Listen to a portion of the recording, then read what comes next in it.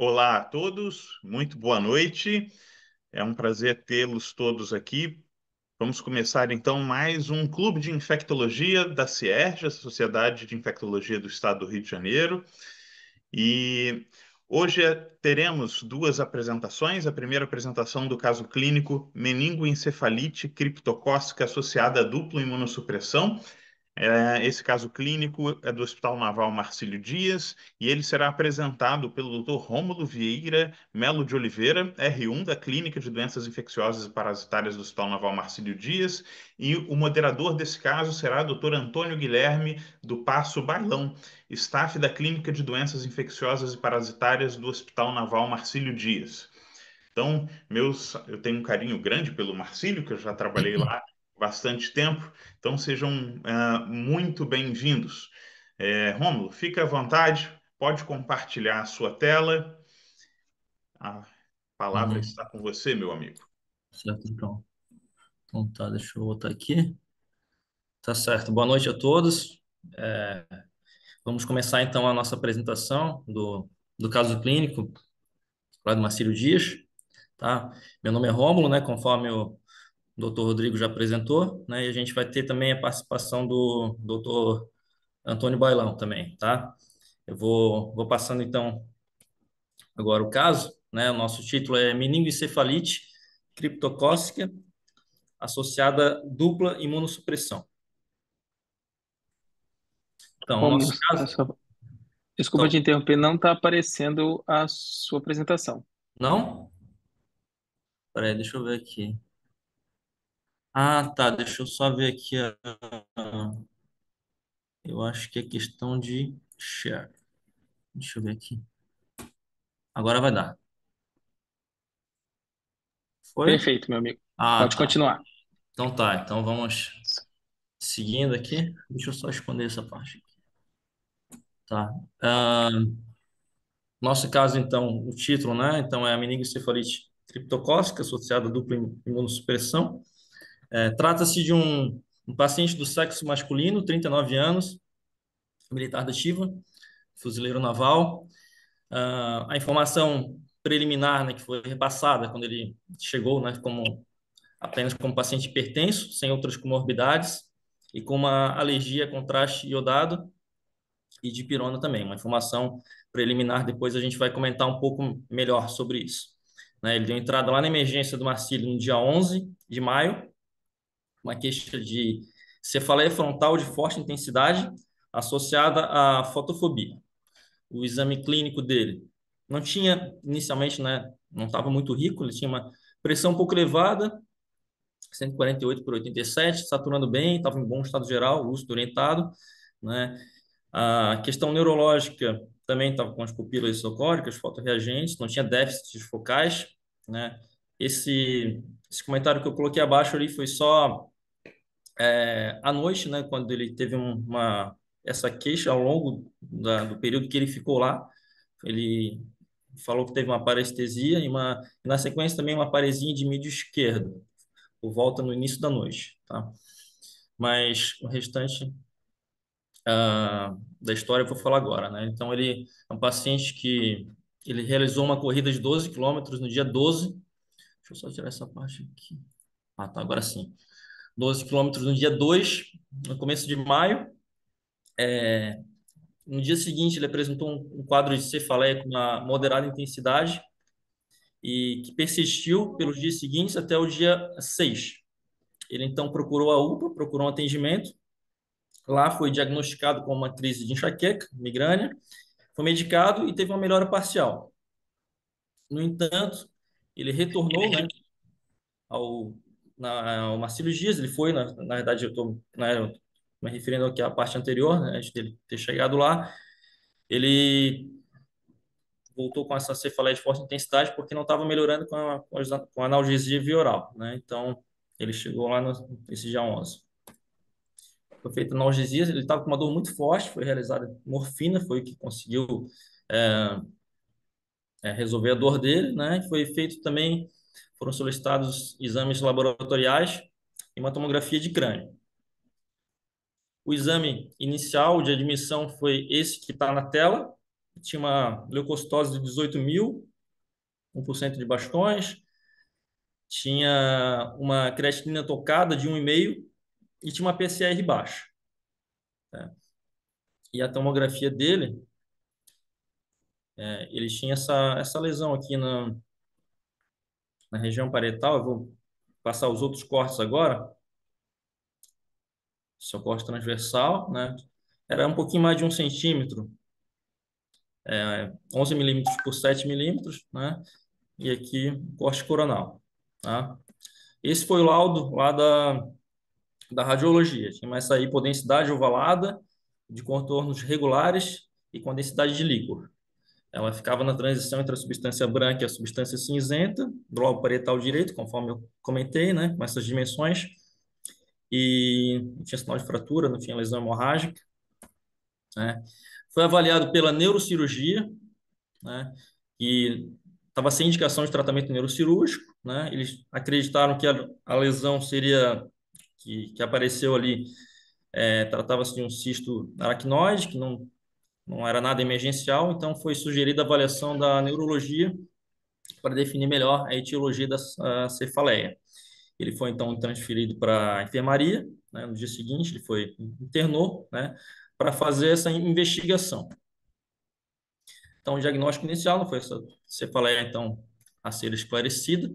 Foi deixado com analgesia regular, né, com tramadol e paracetamol, devido àquela alergia relatada, né, a dipirona. Então, foi iniciada a dessensibilização com loratadina e prednisona para fazer a tomografia com contraste, né? E também seria realizada uma angiorressonância de crânio pela rotina, né? Ele chegou, foi numa sexta-feira, se não me engano, certo? Então,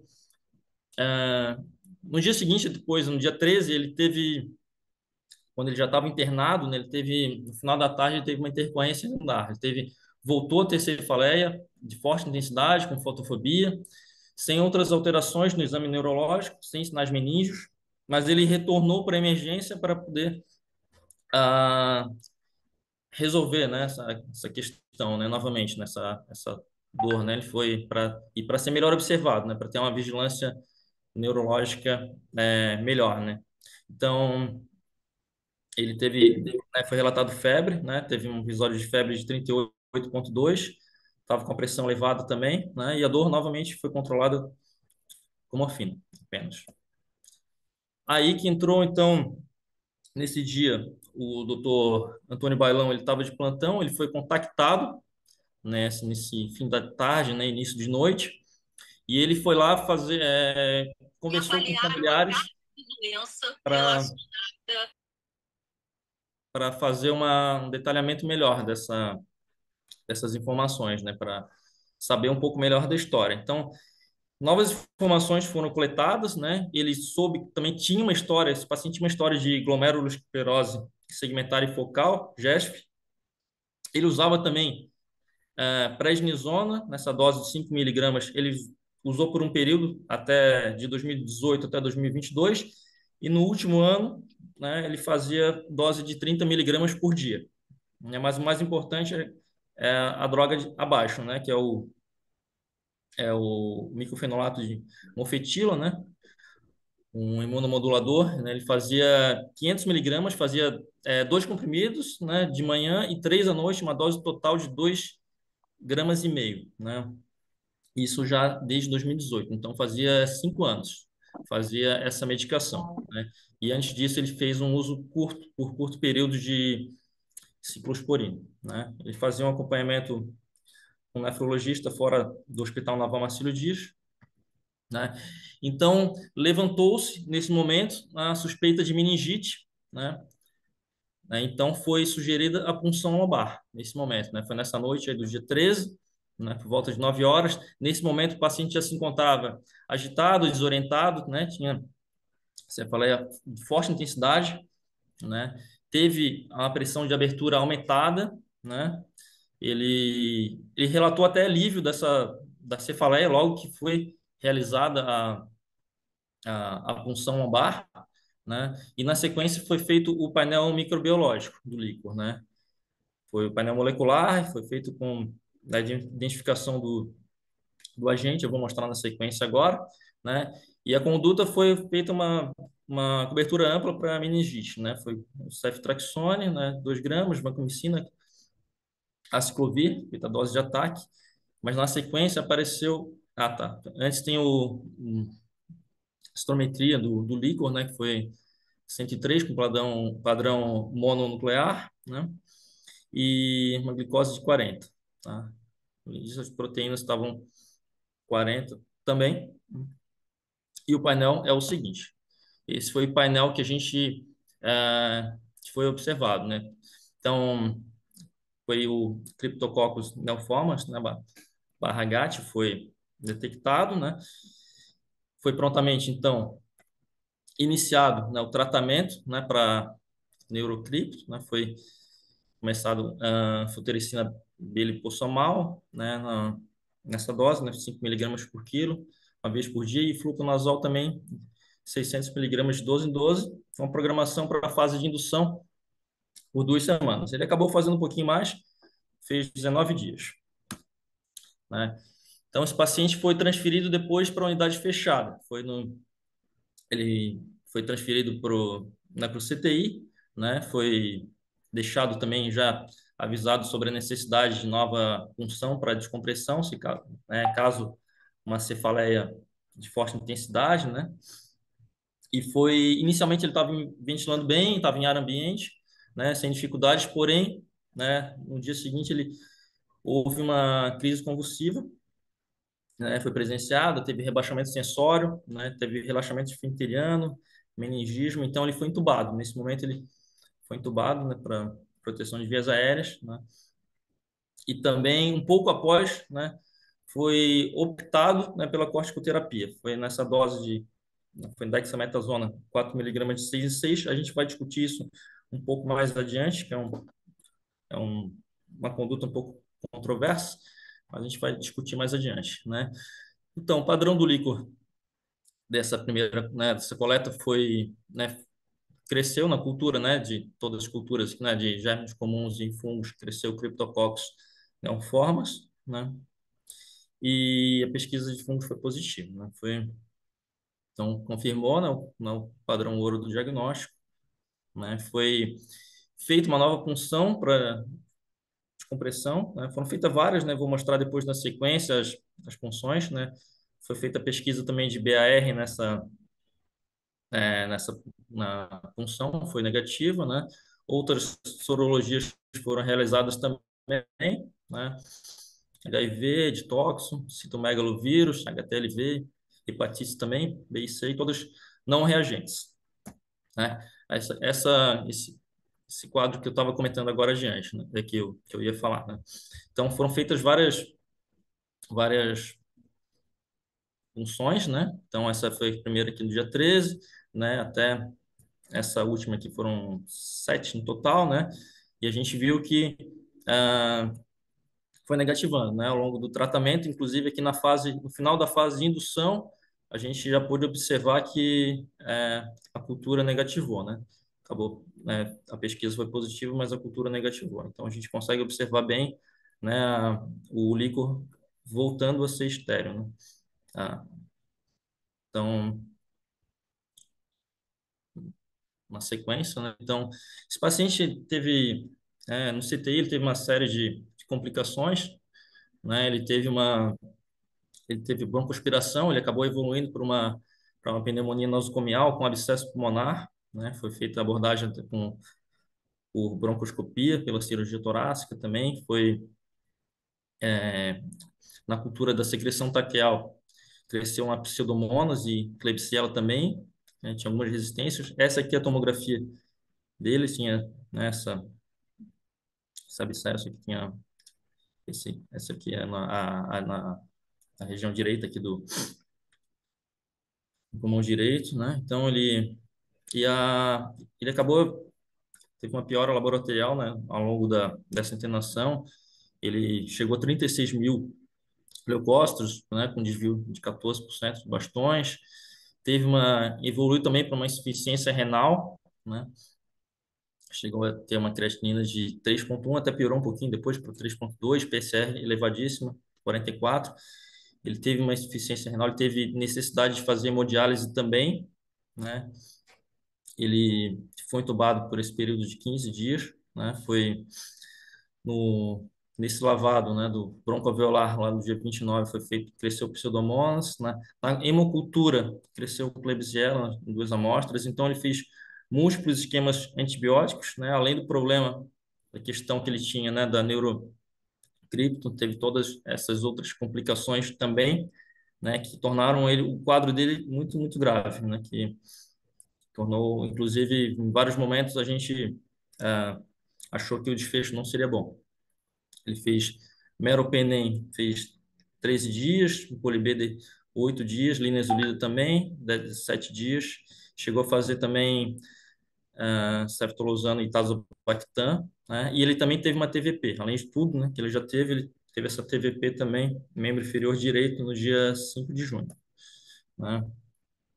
Então, né, um resumo aqui da internação dele, ele ficou no CTI, ele ficou 30 dias, né, na sequência ele foi transferido para a enfermaria da DIP no dia 12, lá com a gente, na fase de consolidação, ele ficou 28 dias, né, e a alta dele foi na semana passada, esse paciente recebeu alta no dia 10 de julho, né, o primeiro retorno foi hoje, né?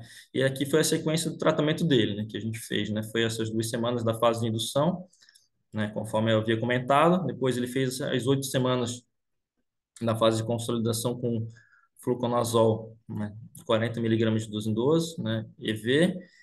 E agora ele se encontra nessa fase aqui, na fase de manutenção, né, que ele está com um fluconazol via oral de 200 miligramas. Ele fez o primeiro retorno hoje, lá no ambulatório, né? Em relação à sequela que ele possível sequela, eu botei dessa forma, por causa que ele estava relatando uma hipoacusia, estava se queixando, ele fez uma audiometria, foi relatada essa perda auditiva, né, nas frequências de 6.000 a 8.000 Hz. Na orelha direita foi grau leve a moderadamente severo e na esquerda grau moderado. Entretanto, havia rolha de cerúmento, isso foi observado depois, então ele vai ainda refazer essa audiometria, né? Talvez seja um pouco menos grave, né, do que essa, né, do que essa perda relatada aqui, mas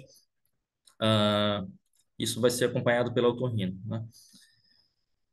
Em relação, então, na programação agora, né, dele, do tratamento, né, ele, ele teve boa evolução, né? Ele se encontra bem, ele foi hoje no ambulatório, ele estava com um pouco só relatando um pouco de fraqueza nos membros inferiores, né? Mas ele está com fisioterapia, né, ele está, aos poucos, ele está retomando, né, a, a, a rotina, apesar de estar afastado do trabalho, ele está conseguindo fazer as atividades em casa, né, né, gradativamente. E queria ressaltar também essa importância da anamnese detalhada, né, que foi, né, em relação a gente soube, né, da história dele, quando ele foi para a enfermaria, a gente, né, perguntou em relação ao ambiente de trabalho, né, como é que era, né, e ele falou que ele trabalha em uma organização militar, um quartel que ele é exposto a um galpão, ele trabalha em um galpão de mantimentos, né? Ele tem contato, ele frequenta esse espaço, né? E ele falou que lá tem muitos morcegos, né, e ratos.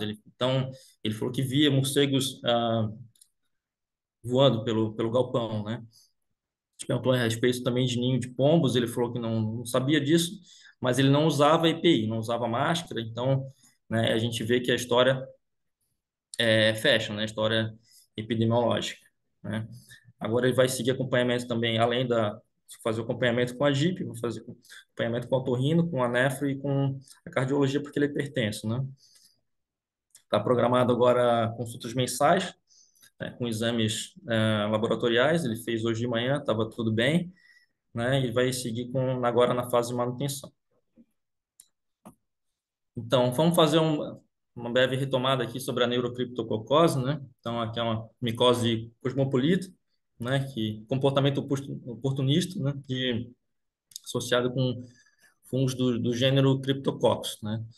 Conhecida também como torolose, doença de Pulse-Busch e ou blastomicose europeia, né? Então, foi a partir dos anos 80 que, com a epidemia de AIDS, né, HIV, houve um aumento significante da prevalência, né?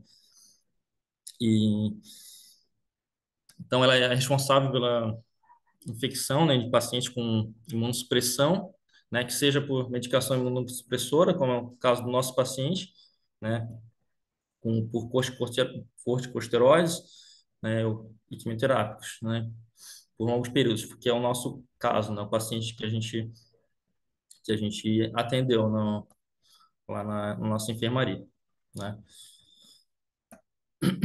Tem, o gênero ele tem de Cryptococcus, ele tem 34 espécies, né, então o nome, aquele nome de Bush que está aqui foi devido a isso, né, foi isolado pela primeira vez na Itália, em San Felice, em 1895, a partir de suco de frutas deterioradas. Então, o primeiro caso de infecção já havia sido relatado, né? Foi na Alemanha em 84, foi 1894, um ano antes. Então, os mais importantes, né, em relação à parte da patologia humana e animal são o Neoformas e o GAT, né? Os dois são os mais relevantes. A reprodução dele tem duas fases, na fase sexuada e assexuada. Nas células leveduriformes ocorre a produção sexuada, né, por brotamento único ou duplo, né? E essa fase, então, que é leveduriforme, que é habitualmente encontrada na doença humana, né? Então, na sequência. Então, a espécie Neoformas é o mais comum, né, aqui no Brasil, que é associada a doença imunossuprimidos, é a predominante nos casos de AIDS, né, que foi o Neoformas foi encontrado no nosso paciente. A espécie GAT ela pode ser encontrada em imunocompetentes também, né? Ela acaba limitada às regiões tropical e subtropical em outros países também. E ela, conforme eu falei, né, ela tem associação com a doença em imunocompetentes, né? Então,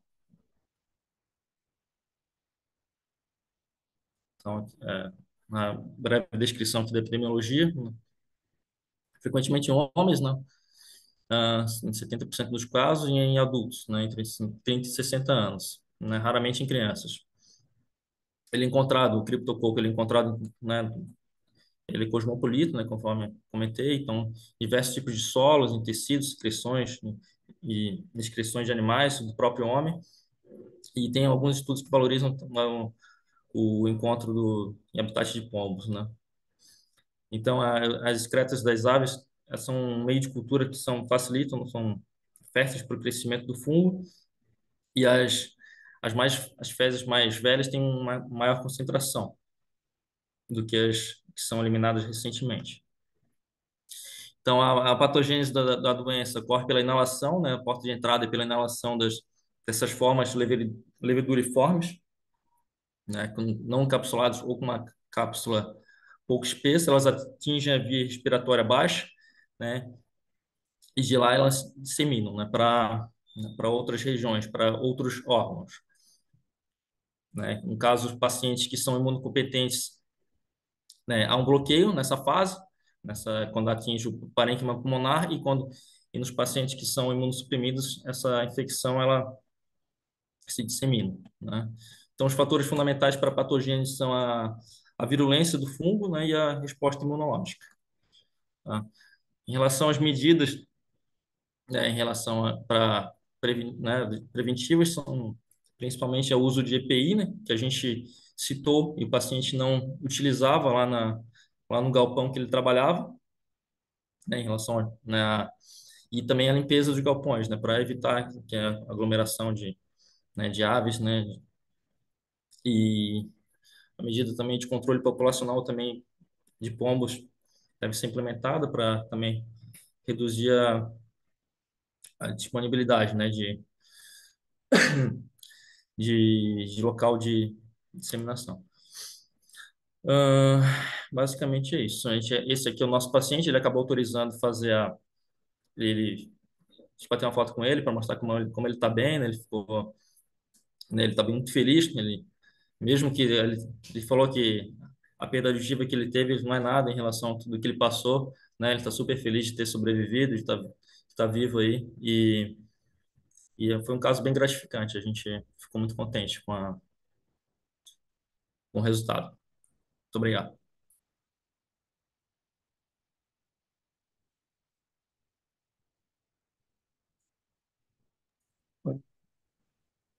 Rômulo, meus parabéns. Assim, Rodrigo, a gente quis trazer esse caso, que é um caso assim, né, não tem nada de especial no tratamento da neurocripto, não tem nenhuma novidade, droga nova para o tratamento, mas também chamar para discussão que o Rômulo levantou bem ali, que é um ponto muito controverso na literatura em relação ao uso de corticosteroide, principalmente para o manejo da hidrocefalia na neurocripto, que é um ponto controverso.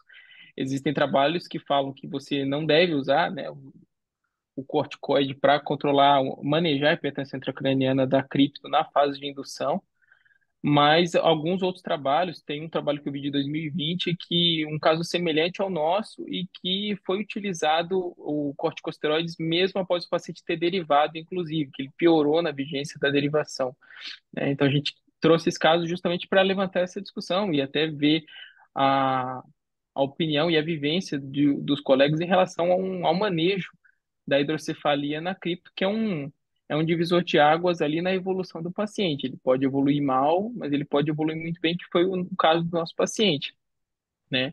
Foi uma discussão interessante, até controversa. Eu discuti com os colegas da neurocirurgia e a gente acabou optando fazer ali 4 dias de uma dose um pouco menor de Dexa na tentativa de diminuir o processo inflamatório que na fase mais aguda da fase de indução seria o responsável por piorar, né, ter essa piora clínica dos pacientes. Mas meus parabéns, Rômulo. Ficou muito boa a Obrigado. apresentação. Parabéns, Rômulo. Eu Obrigado. vou deixar aqui aberto para as perguntas. Alguém quer fazer Paciência. alguma pergunta ou levantar algum ponto de discussão aqui no caso?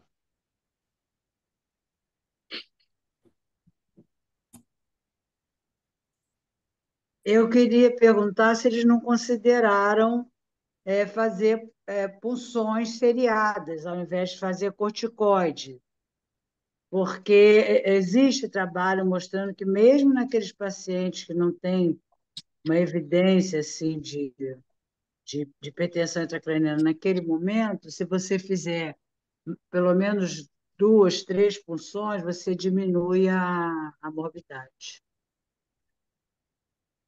Então, Tânia, a gente chegou a fazer algumas punções licóricas assim, 2 dias antes dele ser entubado. Um dia antes dele ser entubado, que ele começou com essa piora aguda, eu cheguei a tentar a punção dele, drenou muito pouco, veio muito pouco líquido, já estava um líquido mais viscoso, provavelmente com uma titularidade, uma antigenemia um pouco mais elevada, então um líquido difícil até de drenar.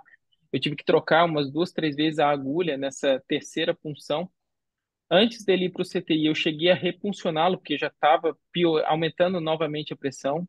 Na admissão dele, quando eu puncionei, aliviou os sintomas, ele melhorou até da fotofobia.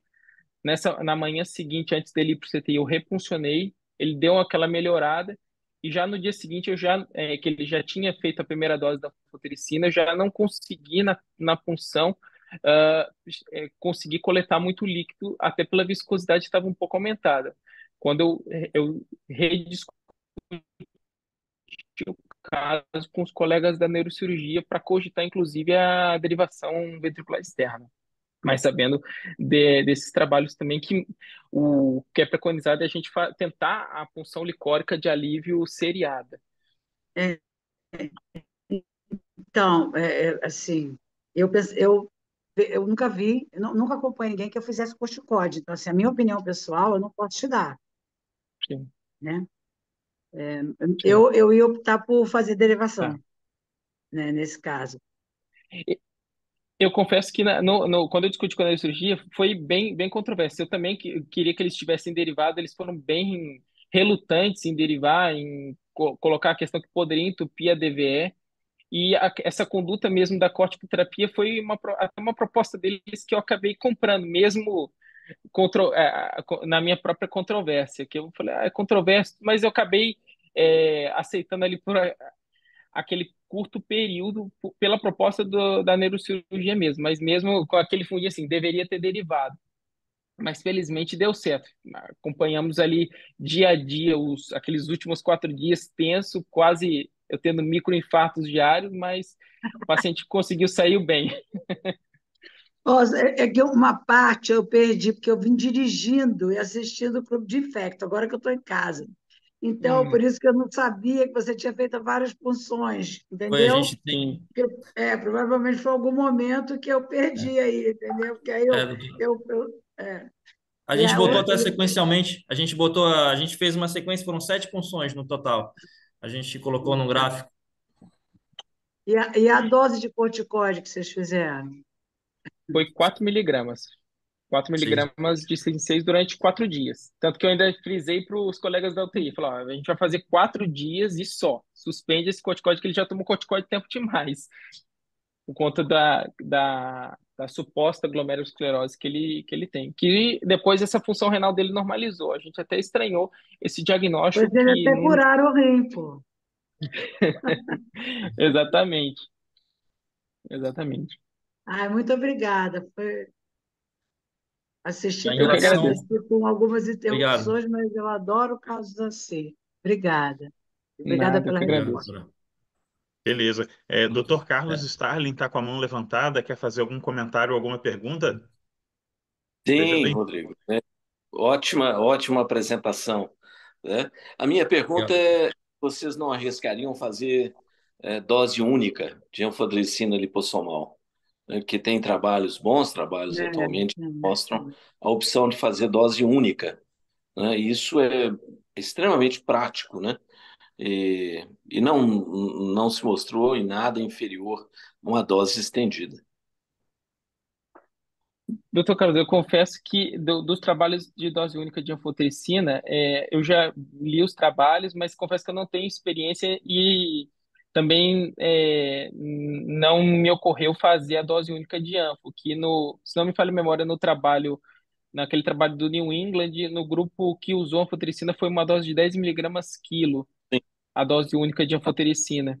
Aí seria uma dose dobrada, no caso, que ele fez 5 miligramas. A gente dobraria a dose e faria uma única dose da anfotericina, né?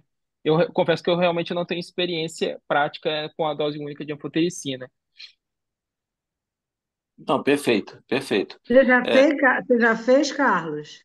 Já É. fiz, mas também não Hum, tenho experiência com isso, né? sim, Mas nós temos que acreditar na que a literatura mostrou para gente, né? sim.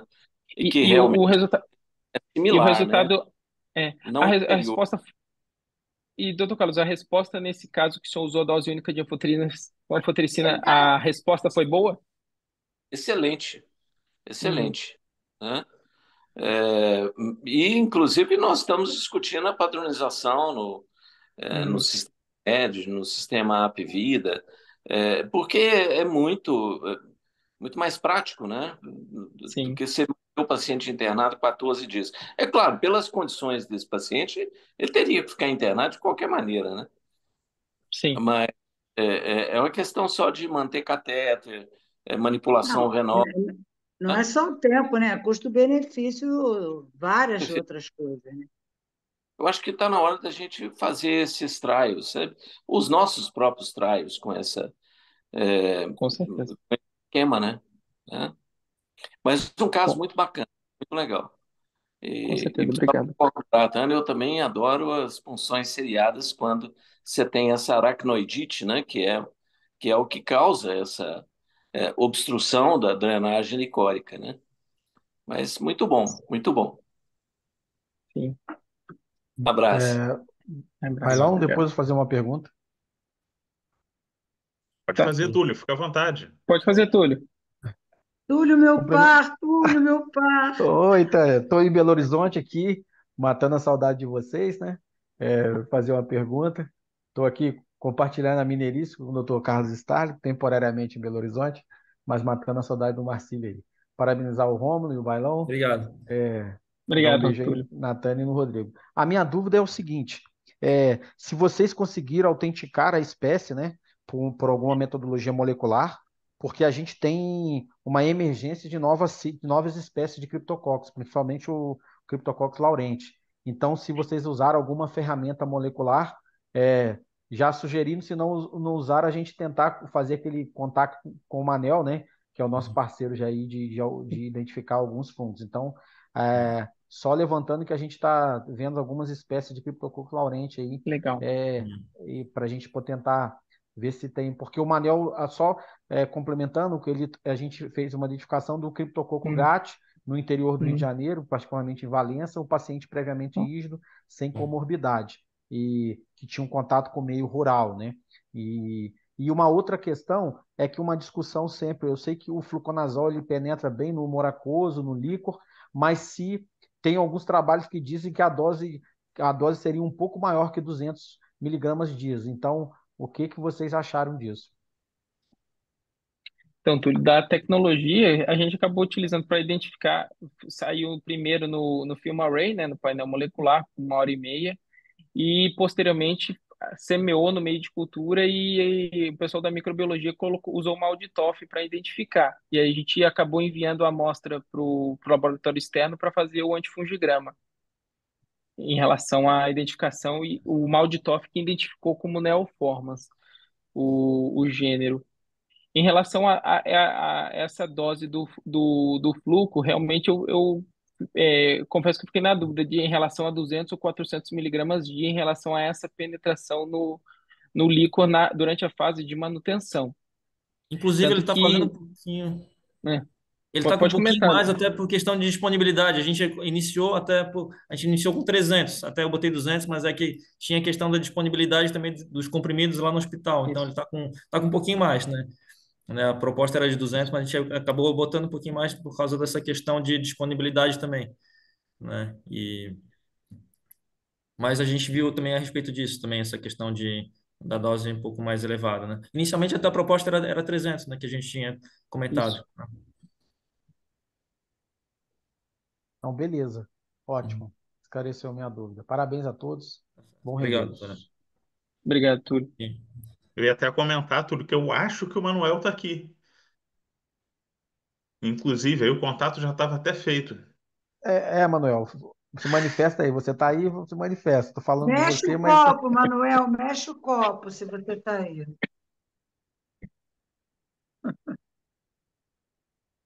Você é outro Manuel, né? Eu vi um Manuel entrando em algum momento da apresentação. É.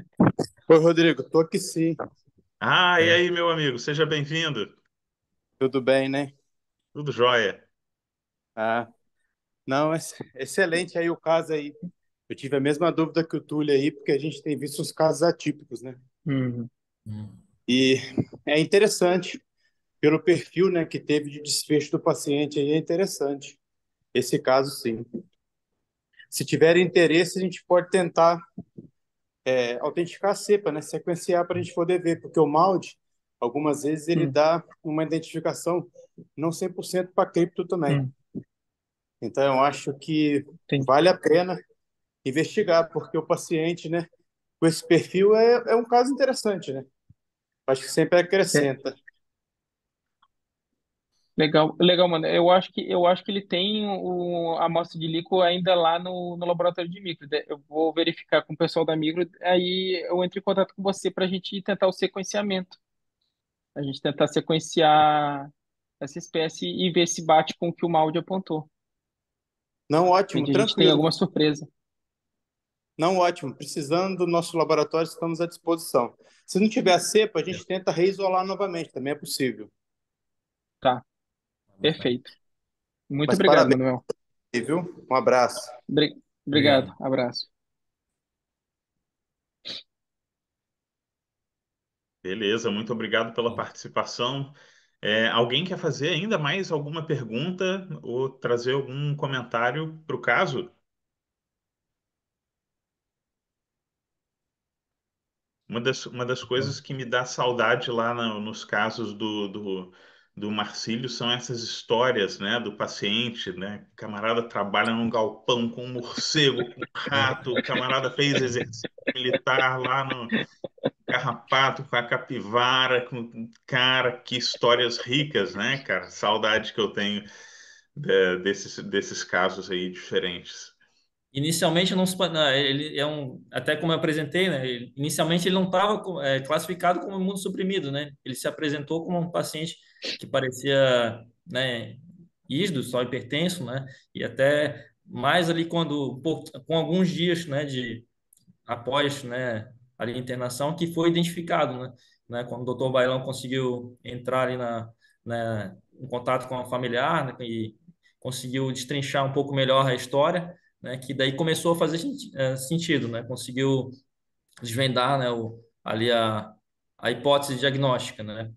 Que ele ficou alguns dias ali, ficou um pouco é, sem, né, sem informação, né, para onde que iria, né, o caso, né? Ficou com uma cefaleia que parecia uma enxaqueca, mas também não estava entrando muito bem, né, no diagnóstico, né? Então, acabou que foi a história, né? Foi, né, ali a anamnese, né?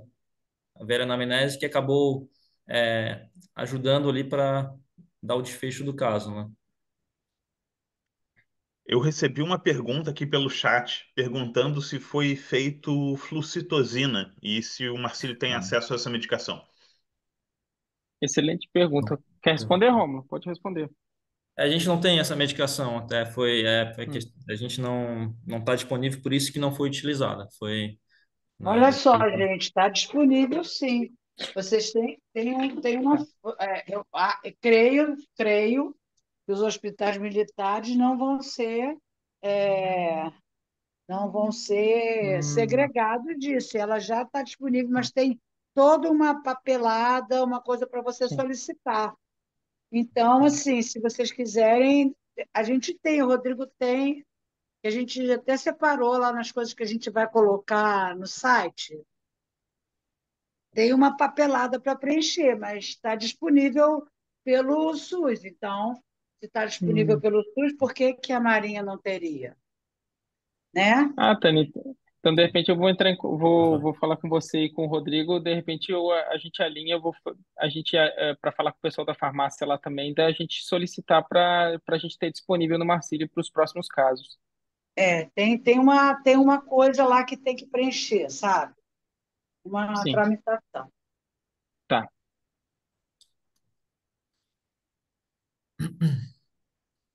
Beleza. Mas alguém quer fazer alguma pergunta ou participar de alguma forma?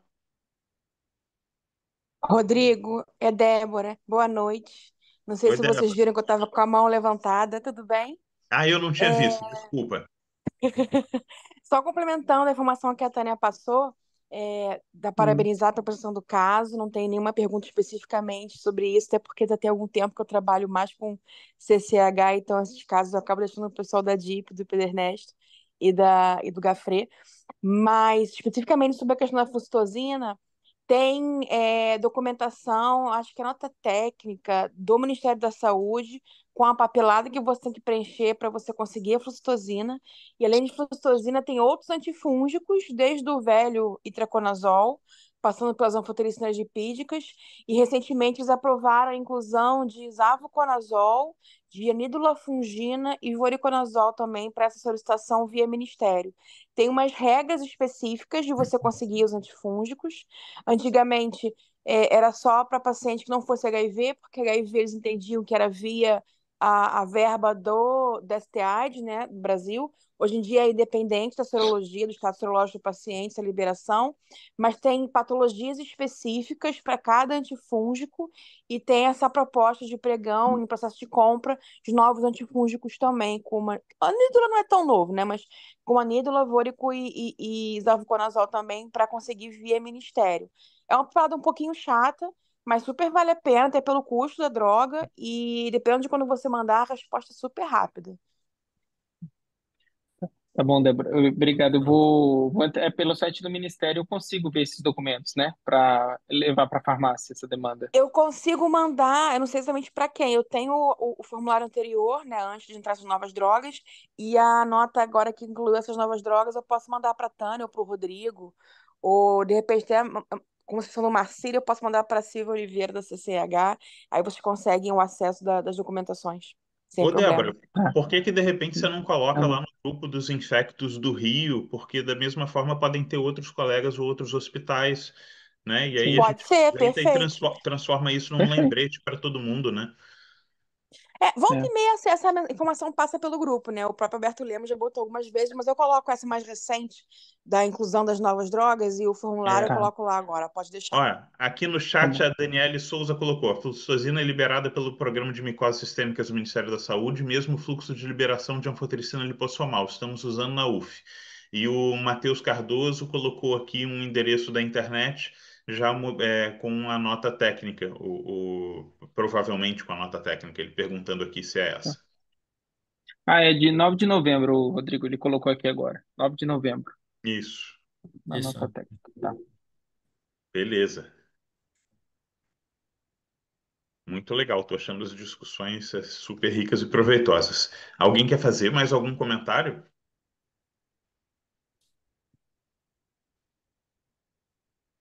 Não? Doutor, só complementando algumas coisas, só em relação ao exame de imagem, a gente ficou um pouquinho assim, frustrado porque a gente não teve uma imagem tão rica, né? A gente gostaria É. de ter tido uma imagem, né, um exame com contraste, não, uma tomografia com contraste. Entretanto, até aquela informação da alergia, né, foi relacionada, a esposa do paciente falou que era para ser evitado, né? Ela não poderia tomar o contraste por causa da questão renal. Então, não era uma alergia real, né? Então, não foi feito por causa disso, né? Então, a gente, né, queria ter uma imagem, né, contrastada, né? Acabou que não deu tempo de fazer, não, né? Depois ele foi para o CTI, não foi, né? Acabou que não foi realizado, né? A gente está com uma programação de fazer uma ressonância agora, né, de controle, né? Mas a gente não fez naquele momento, né? Que no outro momento que a gente teria uma imagem, né, mais na fase ativa da doença, né? Isso foi um pouco, né? A gente gostaria de ter tido uma imagem melhor, mas foi a questão do desenrolar do caso mesmo, né? A questão logística, né, também. Mas foi isso. Beleza. Então tá joia, meu amigo. Então, se não tivermos então mais comentários, mais ninguém. Espera que apareceu mais uma coisa aqui no chat. A Débora falando que essa nota que foi colocada de 22 fala da flucitocina, mas tem uma mais recente com mais drogas. Então, depois a gente acha, coloca lá no grupo dos infectos do Rio, tem bastante gente do Marcílio Dias no grupo. Beleza. E a gente então fecha isso. Já coloquei lá ficha de solicitação de medicamentos antifúngicos para pacientes com micoses sistêmicas. Já está lá no grupo. E a Júlia também colocou. Tem um monte, gente. Pode até escolher. Beleza. Obrigado, Tony. Obrigado. Então, meus amigos, então vou encerrar aqui a nossa discussão do caso clínico. Queria parabenizar novamente aí os colegas do Hospital Naval Marcílio Dias pelo caso. Um grande prazer Obrigado. receber vocês aqui. Muito, muito obrigado. E Agradeço, Rodrigo. Obrigado, doutor. beleza. Obrigado. Eu vou me atropelando, né? Nem dou tempo das pessoas despedirem, falarem ou alguma coisa. Valeu. Então, para nossa segunda apresentação, que tem o título Inteligência Artificial em Infectologia, eu tenho o grande prazer de convidar o Dr. Leandro Corso. Dr. Leandro tem pós-doutorado na Monash University, na Austrália, pós-doutorado naval na Califórnia, nos Estados Unidos, na Naval Postgraduate School. Olha, casou bem com a Marinha, com o Hospital da Marinha aqui dessa vez. É verdade. Tá eu não sei nem como é que pronuncia esse Alper Dodge Scientific Index, fez mestrado e doutorado na Universidade Federal do Rio Grande do Sul e é engenheiro mecânico professor da UX, da Universidade de Caxias do Sul, e foi um dos orientadores do meu doutorado. Doutor Leandro, seja muitíssimo bem-vindo. Um prazer enorme para mim te receber aqui. O pessoal está aí, está entregue aí. Muito obrigado. Muito obrigado, doutor Rodrigo. Na verdade, é uma honra enorme aí, poder estar participando desse encontro, né? Ah, eu achei um momento genial, né? A ideia que a sociedade criou, né, de conseguir reunir pessoas que possam falar de temas aí que é de comum interesse a todos. Parabéns aos colegas que apresentaram agora, né? Eu não sou exatamente especialista no assunto ali, mas achei fantástico a forma com que apresentaram, né? E, Rodrigo, se me autoriza, eu posso compartilhar minha tela para a gente começar a falar? Por favor. Pode ser? Tá. Então, vou fazer o compartilhamento da minha tela. E, ao mesmo tempo, vou me colocar à disposição para alguém que queira ir falando em paralelo no microfone aí, chamando, não me deixe fazer um monólogo aqui, né, Rodrigo? E perguntas, comentários aí vão ser muito bem-vindos, porque eu acho que a gente vai tratar de um tema aqui que é muito pertinente pelo momento que a gente está vivendo, né? E vou tentar relacionar ao máximo com a área, mas obviamente a visão de vocês ali ela pode ser muito mais aprofundada até do que talvez eu consiga mostrar aqui. Então, fiquem à vontade mesmo, tá? Bom, acho que todo mundo, né, tem visto esse cidadão aí que a gente está digitando, né? Perguntando ali para ele para que ele faça uma saudação a todos nós, né? Obviamente eu gravei a tela para isso. Mas a gente está vivendo uma realidade hoje impactante em termos de inteligência artificial, né? Isso não é mais o futuro, né? Efetivamente é o presente que a gente tem e o futuro ele vai ficar ainda mais, para quem é da área, empolgante, né? Mas também ali com muitas oportunidades, desafios aí que a gente tem que vencer, tá? Então, o que que eu preparei para nossa conversa de hoje, né? Ah, Se me permite, eu vou chamar de conversa e não efetivamente, né, uma palestra, mas uma agenda, que a minha ideia é falar um pouquinho da história, né, falar um pouquinho da atualidade, dos impulsionadores que a gente tem hoje na área, aplicações, depois a gente parte para os benefícios e os desafios, né? Tanto os benefícios quanto os desafios aí são muitos, né? Mas cabe a nós aí, pesquisadores da área, né, de todas as áreas, na verdade, né, aí estarem reunidos para chegarem a oportunidades aí de aplicação e possa gerar aí os maiores benefícios possíveis aí para a sociedade, né? Então, eu queria só fazer alguns comentários, né, dentro do que a gente teve de tecnologias aí que envolvia a área médica e biológica, a gente tem muitas coisas que aconteceram aí que marcaram, né, a história e mudaram rumos, né, direcionaram aí boa parte da sociedade a certos caminhos, né? Enfim, eu não vou entrar muito nesse mérito, né? Falando um pouquinho muito falar mais de história, assim, mas porque hoje a gente está vivendo um desses marcos, efetivamente, né? A inteligência artificial ela está mudando os rumos que a gente tem, né? Isso a gente pode falar diretamente da nossa área, né? Especificamente se a gente for falar da área da saúde, mas ela está mudando o rumo de tudo, né? A parte econômica, a parte social, enfim, tem muitas coisas acontecendo. E aí a gente pode se perguntar, tá, mas por que que isso está acontecendo hoje, né? O que que aconteceu efetivamente para ela? Por que que teve esse boom que a gente está vendo agora, né? Então, a minha ideia é falar um pouquinho da história para vocês, para depois conseguir conectar ao que está efetivamente hoje despontando, né, como os grandes impactos, tá? Então, se a gente falar um pouquinho da parte que envolve a criação do conceito, né, de modelagem matemática para aplicação e tomada de decisão, a gente vai voltar lá na Primeira Guerra ainda, né? Onde tinham algumas situações lá em que o governo, principalmente britânico, né, capitaneado pela Inglaterra, acabou contratando matemáticos para fazer desenvolvimento de modelos de apoio à decisão. E naquele momento, né, desse chamamento aos matemáticos do maior escalão que se tinha no país, né, 1 navio a cada 10 estavam sendo afundados, né? O fato é que isso é muito, né? Então, depois de 6 meses de trabalho, se começaram a mostrar benefícios, né? De 1 a cada 10, efetivamente aí se passou de 1 a cada 200, né? Então, teve uma redução enorme. E aí, onde é que está conectado com a nossa área? porque essa mesma matemática que está aqui, exatamente a mesma, está aqui, sendo reconhecida em journals, né? Olha só, em 1952 teve um journal aí que publicou uma aplicação desses primeiros modelos aí matemáticos, né? Que mudaram os rumos aí das tomadas de decisões, né? E em paralelo a isso, essas aplicações de matemática já prontas naquele momento, de buscar melhores soluções, a inteligência artificial começou a despontar também, né? Muitos artigos começaram a ser desenvolvidos e a lógica do que a gente tem hoje começou a ser falada e apresentada, né? E a gente vê, 1943, né? Quanto tempo faz que isso está se desenvolvendo efetivamente, né? A ideia não é de hoje, né? Mas a pergunta que vem para a gente é assim, tá, mas o que acontece hoje, efetivamente, né? Que isso realmente está gerando mudanças. E aí a gente tem alguns pontos, né?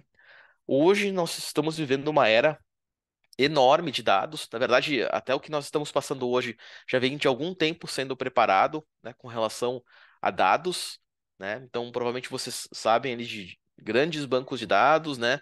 Grandes instituições pelo mundo estão trabalhando com grandes bancos de dados.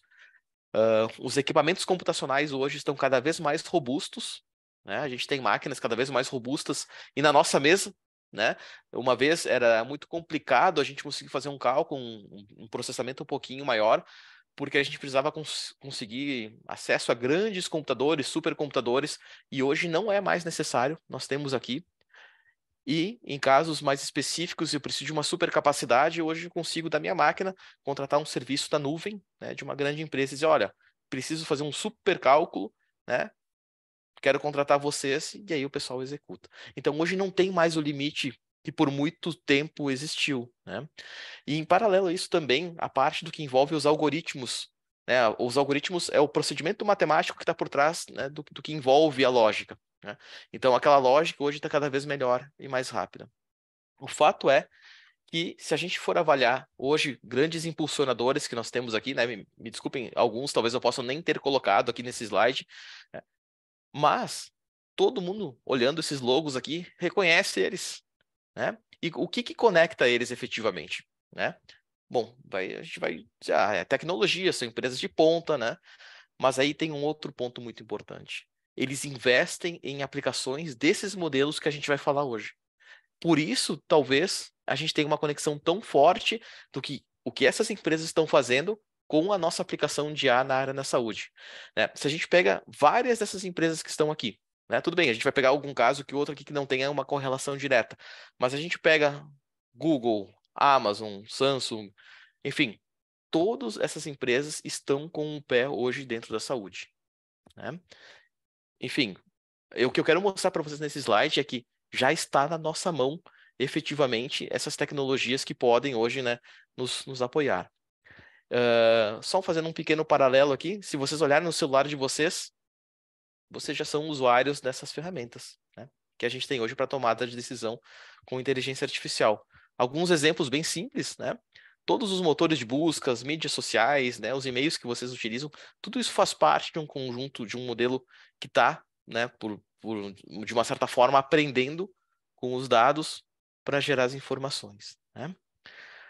Hoje nós temos uma situação impactante, como a gente já sabe, né? Mas o fato é que, se a gente for avaliar dos dispositivos que a gente tem na nossa mão hoje, né, dos softwares que vocês provavelmente utilizam no dia a dia, né, 77% deles já tem alguma lógica de inteligência artificial aplicada, né? Então isso é importante, né? Olhem só, 77% é um número muito alto, né?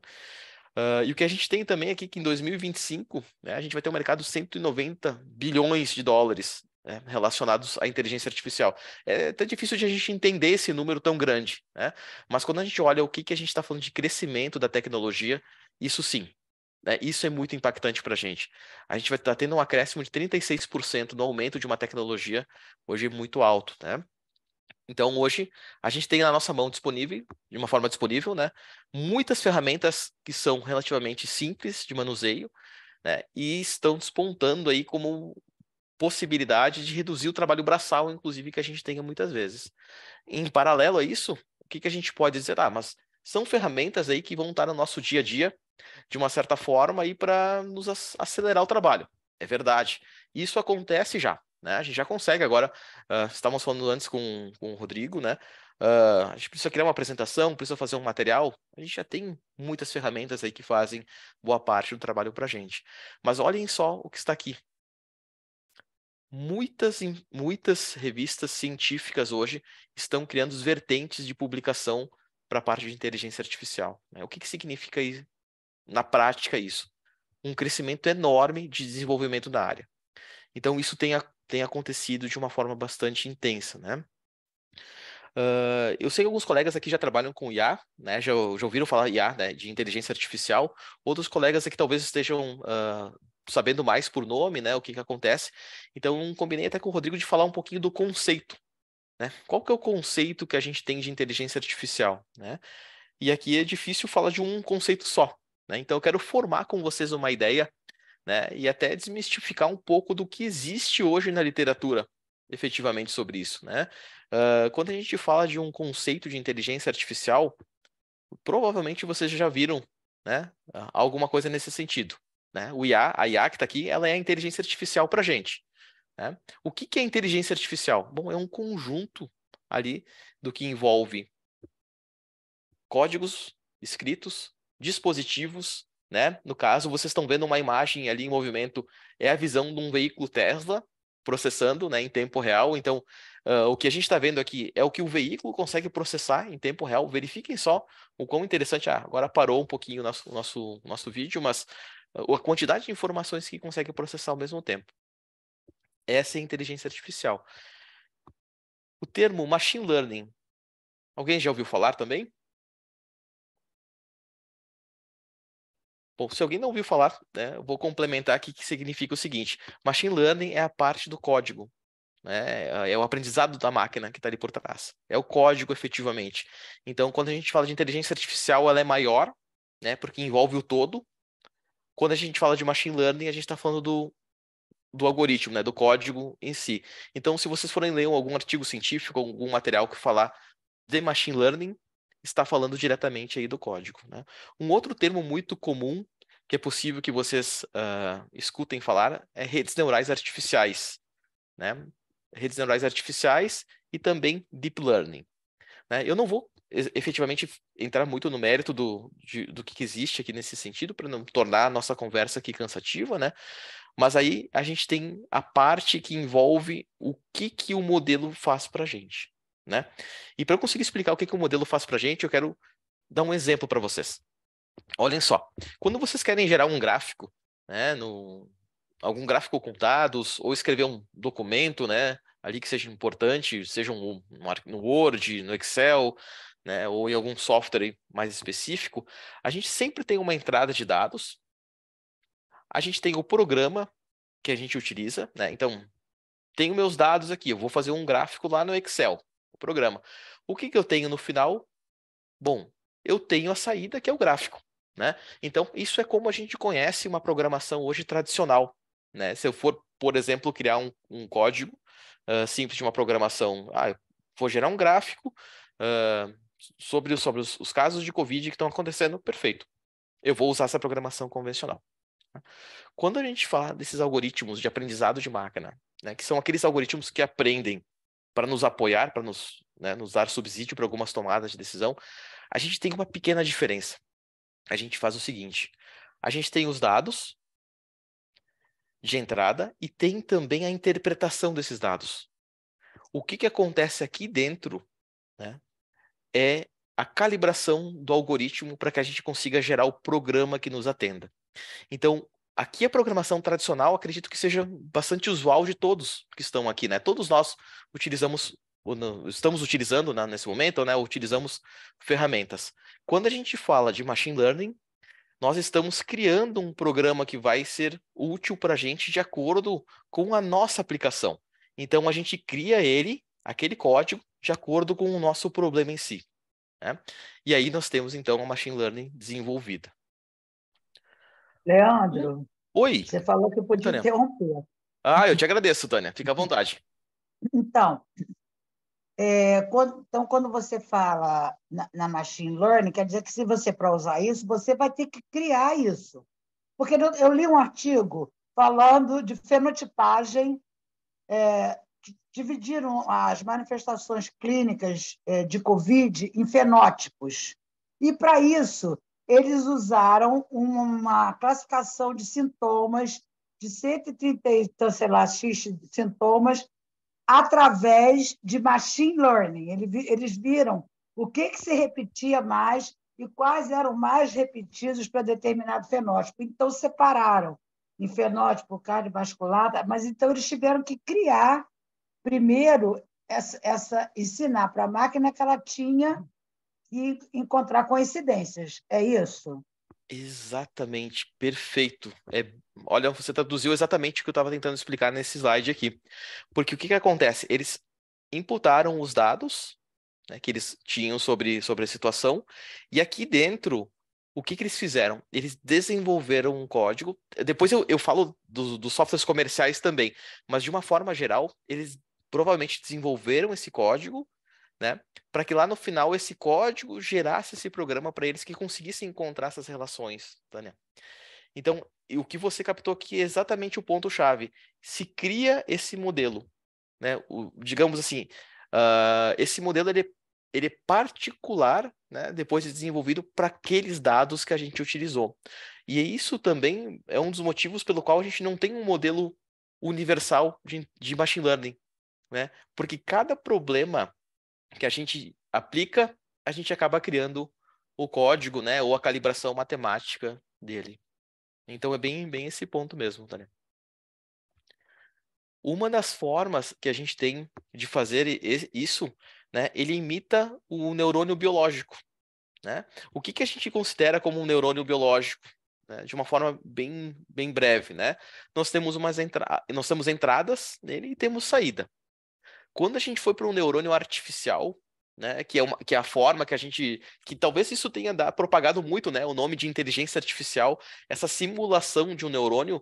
Olhem só, né, se a gente pensar no neurônio, como nós temos aqui, temos entradas e saídas, quando a gente olhar ele planificado, a gente vai ter entradas, X1 e o X2, né, ou todos os parâmetros do nosso problema, pode ser os sintomas, né, talvez ali do artigo sobre o COVID, e lá no final nós vamos ter uma saída, que é um resultado.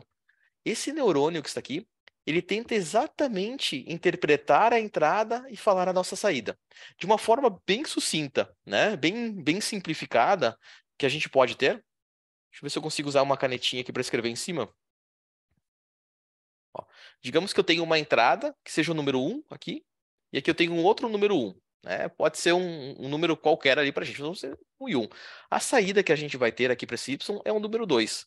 O que eu preciso fazer? Bom, esse meu neurônio que está aqui, que simula um neurônio biológico, ele tem que ter essa capacidade de somar os números. Né? Perfeito. Se eu consigo fazer ele somar, né, eu talvez consiga expandir ele para algo muito maior, né, que é interpretar exatamente os sinais que eu tenho ali sobre qualquer tipo, né, efetivamente aí de situação para análise. Né? Então a gente cria, por exemplo, redes como essa aqui, que simulam, né, cada pontinho que vocês estão vendo aqui, são simulações de neurônios biológicos. E essas múltiplas camadas, elas tendem a aumentar o potencial do que a gente tem para a solução dos problemas, né? Então, por isso que às vezes quando a gente tem um problema grande, né, com muitos dados, a gente precisa encontrar exatamente a melhor forma de trabalhar com essas camadas que a gente tem aqui de neurônios aí, que são, né, simulações de neurônios biológicos. E quando a gente vai fazer a aplicação, né, de um modelo de inteligência artificial, a gente tem normalmente alguns passos que a gente acaba seguindo. Né? Então, até a pergunta da Tânia foi muito pertinente, né, porque a gente pode efetivamente desenvolver o nosso código, ou a gente pode muitas vezes até utilizar algum software padrão, né, algum software comercial para nos ajudar a fazer isso. Né? Mas normalmente, o que a gente tem aqui, a gente tem 7 degraus que a gente acaba utilizando para a aplicação. Então, digamos que hoje, né, vocês têm um interesse, eu quero criar um algoritmo de machine learning para avaliar o desfecho de uma situação específica. Bom, se vocês forem criar do zero, provavelmente vocês vão seguir esses passos que estão aqui.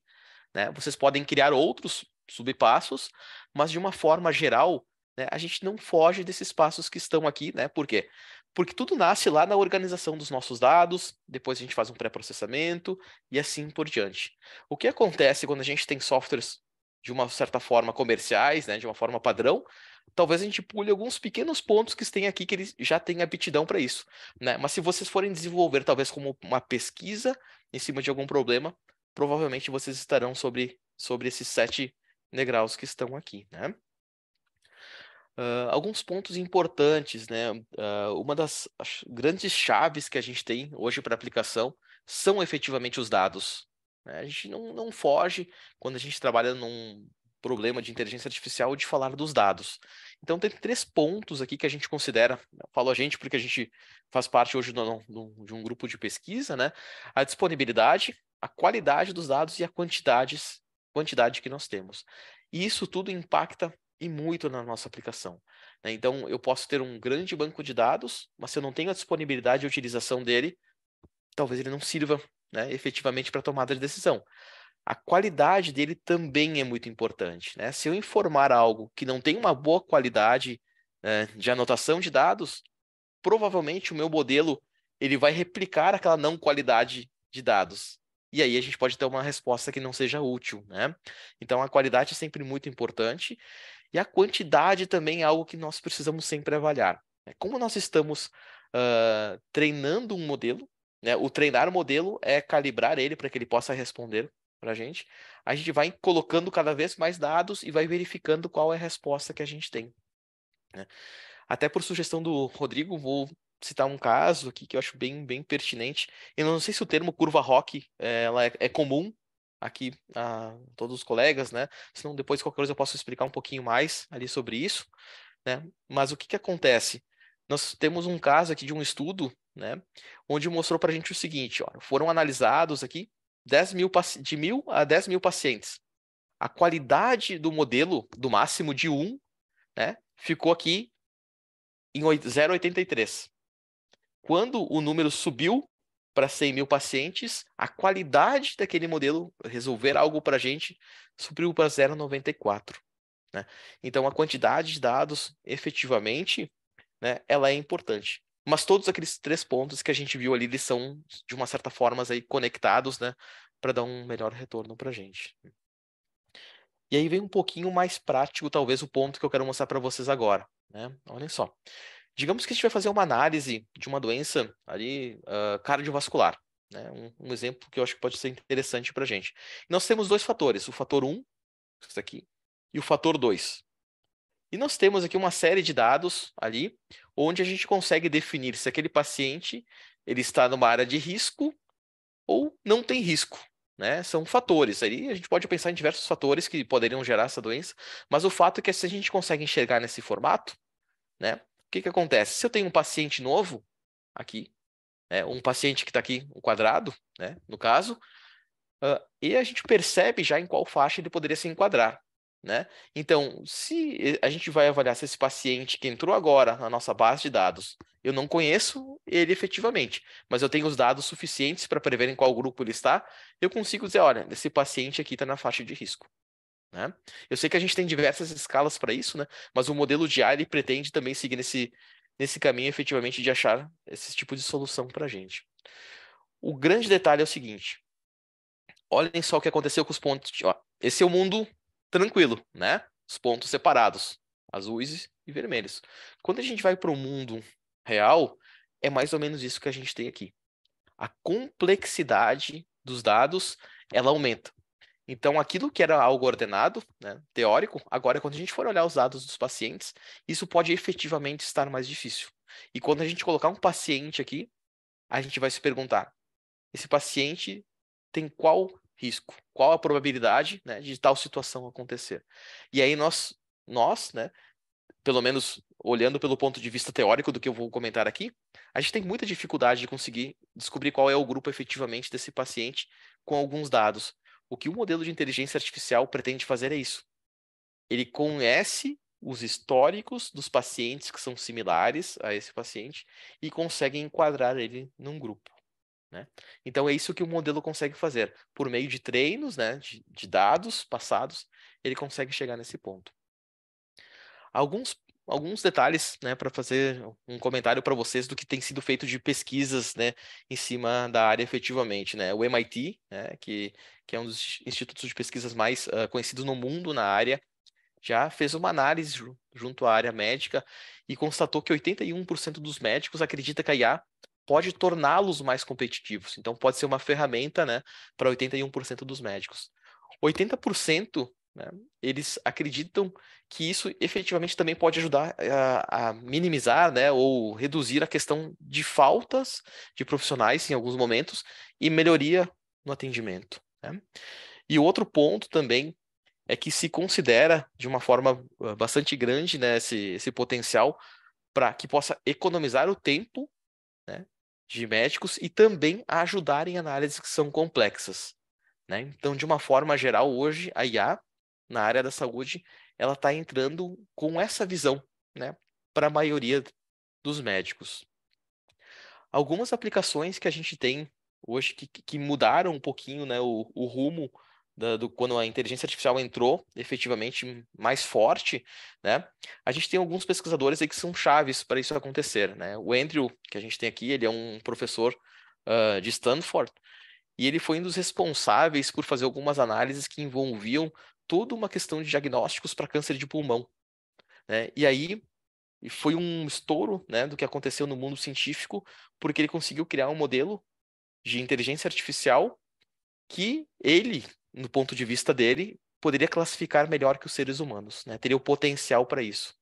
Daí, olhem que interessante, só fazendo um parêntese nessa história que aconteceu, porque tem relação com o caso, né, de que a gente falou antes do algoritmo, quando a gente desenvolve ele. Esse mesmo algoritmo que ele desenvolveu, que tinha efetivamente uma acuracidade muito boa, né, para aquela finalidade em específico de identificação de nódulos, quando foi colocado em outros hospitais, começou a apontar coisas estranhas. Por exemplo, olhem onde, né, o modelo começou a encontrar pontos, situações diferentes. E daí o que aconteceu? Tudo bem, o algoritmo que foi criado, né, a lógica que foi criada, né, por esse grupo de pesquisa em Stanford era efetivamente muito boa. Mas quando os padrões mudaram, né, o aparelho, o equipamento tinha uma intensidade de luz diferente, muitas vezes até o logo do hospital inserido nas imagens, o modelo não conseguiu reconhecer efetivamente como deveria. Então, toda a classificação incrível que estava se obtendo, né, passou a ter problemas. E aqui se percebeu algo muito importante na literatura, que hoje, né, grandes gigantes, empresas aí que dominam o mercado estão tentando resolver. Eu não consigo, de uma forma simples, criar um modelo de inteligência artificial que seja aplicado no hospital A, que ele seja automaticamente replicável no hospital B, sem que haja uma calibração dos dados, né? Então, isso eu acho que é importante eu comentar para vocês. Não existe um modelo de inteligência universal que a gente já saia aplicando na área sem que a gente passe por essa etapa dos dados. Avançando um pouquinho mais no que esteve acontecendo, né? A gente tem a entrada forte, né? Por exemplo, o Google, né? O Google é um dos grandes responsáveis hoje por grandes bibliotecas hoje de inteligência artificial disponíveis na literatura, né?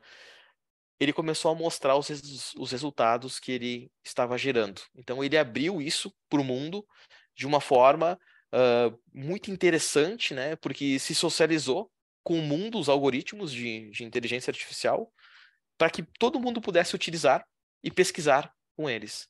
Então, isso foi uma grande mudança que aconteceu nesse universo, né?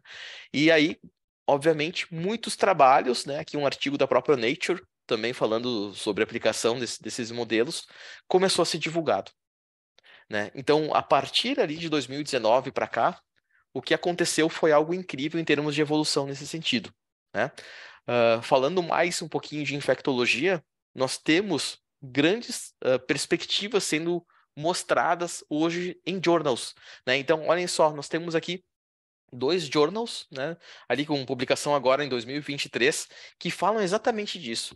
Então, depois, se vocês, obviamente, quiserem pesquisar, né, precisarem de alguma ajuda para encontrar esses materiais que estão aqui, mas eles mostram efetivamente o potencial da inteligência artificial para a área de infecto, né? Então isso é bem interessante aí que vocês, obviamente, quem quiser se aprofundar, né, entender um pouquinho mais ali, para ver o que vem pela frente, esses dois trabalhos tiveram esse papel de fazer pesquisas para tentar entender o que vai ser colocado para frente. E aí o pessoal efetivamente foca na questão de novos medicamentos, tratamentos, né, como diagnosticar uma infecção, né, de uma forma mais precisa, melhor, mais rápida, né, prevenir, né, como vai ser a propagação, né, isso tudo com o apoio da inteligência artificial. E um ponto muito importante, né, não se comenta efetivamente de que isso substituirá pessoas, mas se comenta que vai potencializar as pessoas.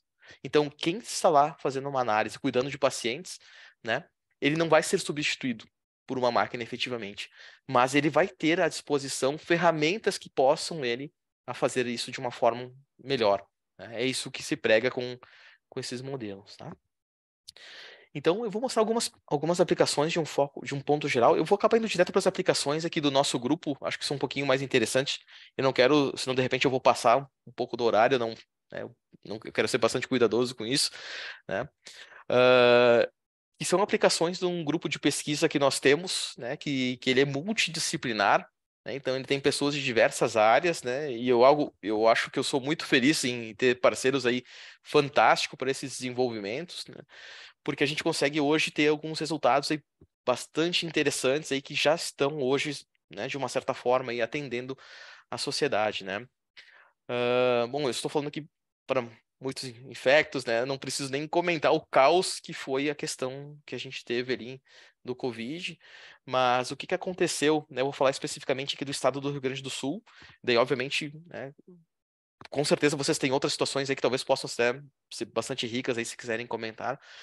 Mas quando aconteceu o caso, né, os casos de Covid dispararem, o governo do estado ele pediu ajuda em termos de projetos, né, para instituições e lançou editais dizendo, olha, gente, precisamos de ferramentas para saber para onde que nós iremos com a situação que nós estamos vivenciando.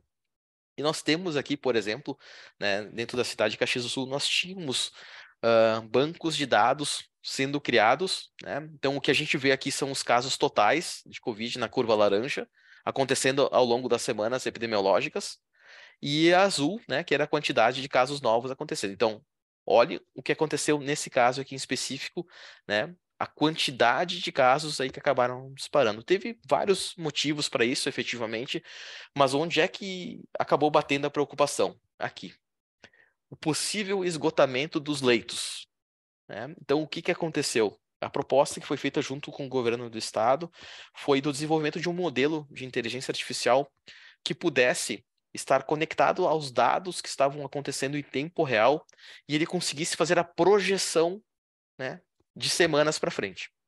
Então, o que acontece? Esses pontinhos que vocês estão vendo aqui, né, os pontinhos mais escurinhos aqui, eles são os pontos que representam para a gente os leitos ocupados com relação à UTI.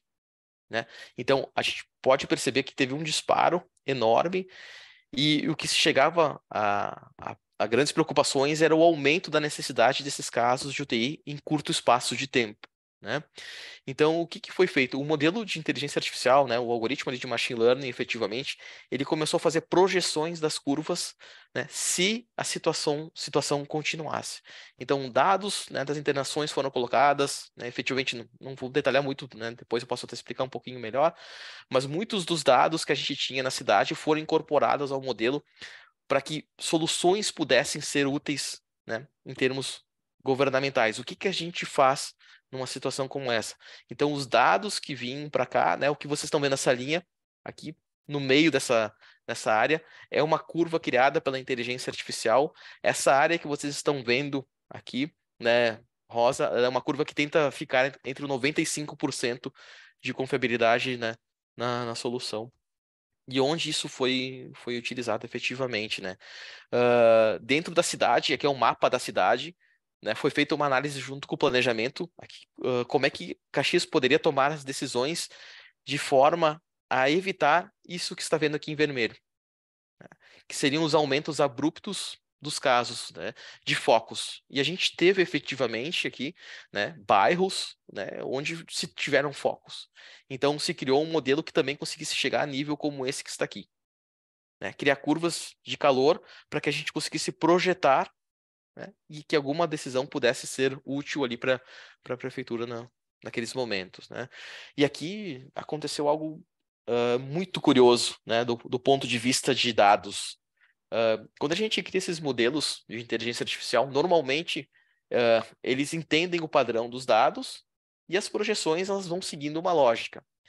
Aqui nós temos uma linha do tempo nesse eixo e aqui nós temos a situação de casos acontecendo. Essas linhas que vocês estão vendo tracejadas é a quantidade de vezes que eu precisei recriar o modelo de inteligência artificial porque simplesmente os dados do Covid não seguiam um padrão determinado.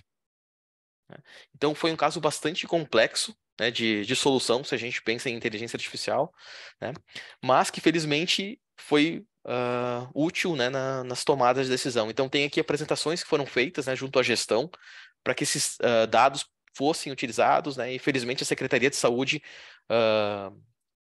da cidade que ela levou em conta essas informações aí e pôde efetivamente aí, tomar algumas decisões, né.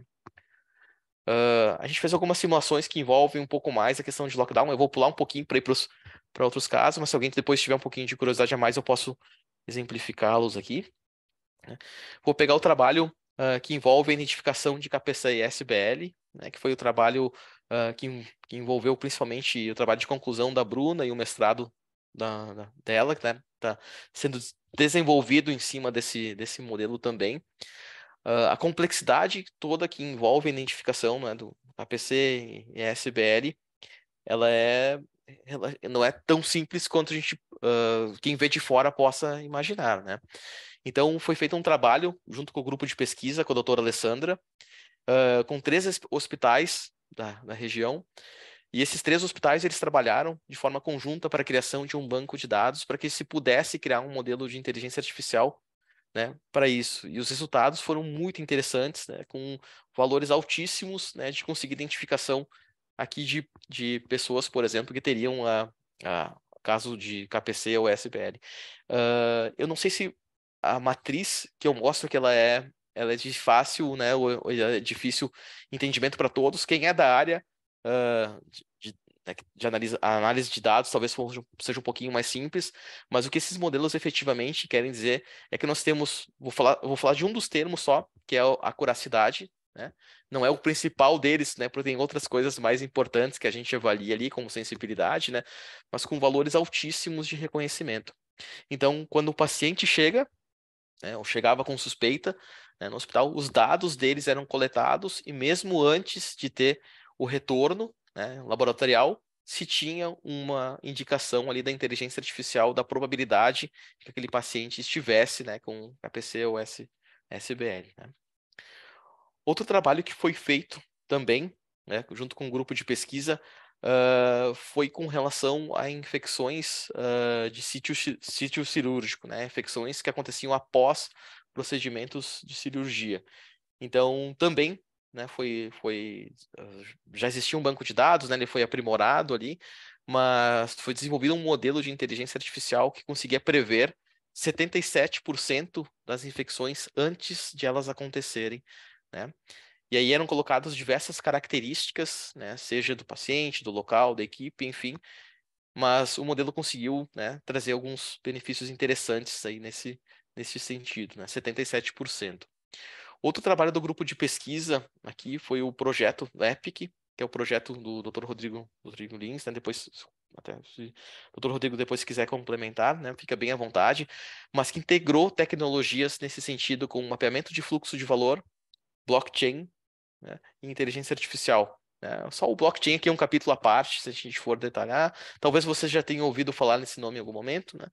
Mas o fato é que hoje essas tecnologias todas somadas elas podem trazer um grande benefício principalmente aos pacientes aí, né? Então, esses são alguns dos projetos que a gente tem, né, que foram desenvolvidos e estão em aprimoramento, né, a maior parte deles. E a gente tem aqui um ponto, né, que eu gostaria de mostrar para vocês relacionado ao que a gente tem né, de ganhos aí imediatos com a aplicação da inteligência artificial, né? A gente conseguiu, então, eficiência, né? A gente consegue melhorar a eficiência do que a gente tem, porque muitas vezes a gente consegue automatizar algum processo com a inteligência artificial, a precisão também, né? A gente consegue ter uma precisão. Obviamente, aqui, a questão de precisão, quando a gente fala em ajuda, né? Talvez alguma identificação que facilite para alguma decisão que seja complexa, né? Então, o modelo ele visa ajudar, né, nesse sentido. A segurança também, né? É um dos pontos que a gente pode ter aí para apoiar, né? A partir do momento que a gente cria um sistema que resolve, até hoje é motivo hoje de muitas startups na área da saúde, né, relacionadas a esse tema também. A questão que pode envolver redução de custo, né, relacionado a alguma precisão que a gente possa sugerir, né, seja com tratamentos, né, seja efetivamente até com apoio à equipe. E aqui tem um dos pontos que pode ser o mais importante dos que eu vou mencionar para vocês: a personalização, né? O fato é que a inteligência artificial, como ela é treinada com dados, né, ela consegue perceber pontos que talvez sejam muito complexos de uma pessoa olhando uma série de dados, né, consiga fazer. Então, quando a gente consegue fazer um treinamento, né, ou seja, a gente está incorporando dados, né, históricos e aquelas características de chegar um paciente, por exemplo, chegou o Leandro naquele local de atendimento, e na minha base de dados eu tenho características suficientes para dizer, olha, eu estou prevendo que o comportamento do Leandro é nessa direção, pode ser muito mais preciso, talvez, do que eu seguir uma receita que é padrão, né? Daí, obviamente, né, isso é sempre validado, né, pelo médico, né? Não é um modelo de inteligência artificial que toma essa decisão, mas pode ajudar nesse sentido, né? Então, a personalização é onde a gente percebeu que efetivamente esses modelos têm sido de grande ajuda. Mas nós temos desafios, né, efetivamente para isso, né? A qualidade dos dados é um ponto fundamental, né? Não adianta aquilo que a gente falou antes no começo, a gente não tem bons dados, a gente não vai ter bons modelos, né? Isso é uma realidade que a gente tem. A questão que envolve o conhecimento. Muita gente vai tratar a inteligência artificial, né, como uma caixa preta, e isso é complicado, né, quando a gente pensa o que está calculando ali efetivamente.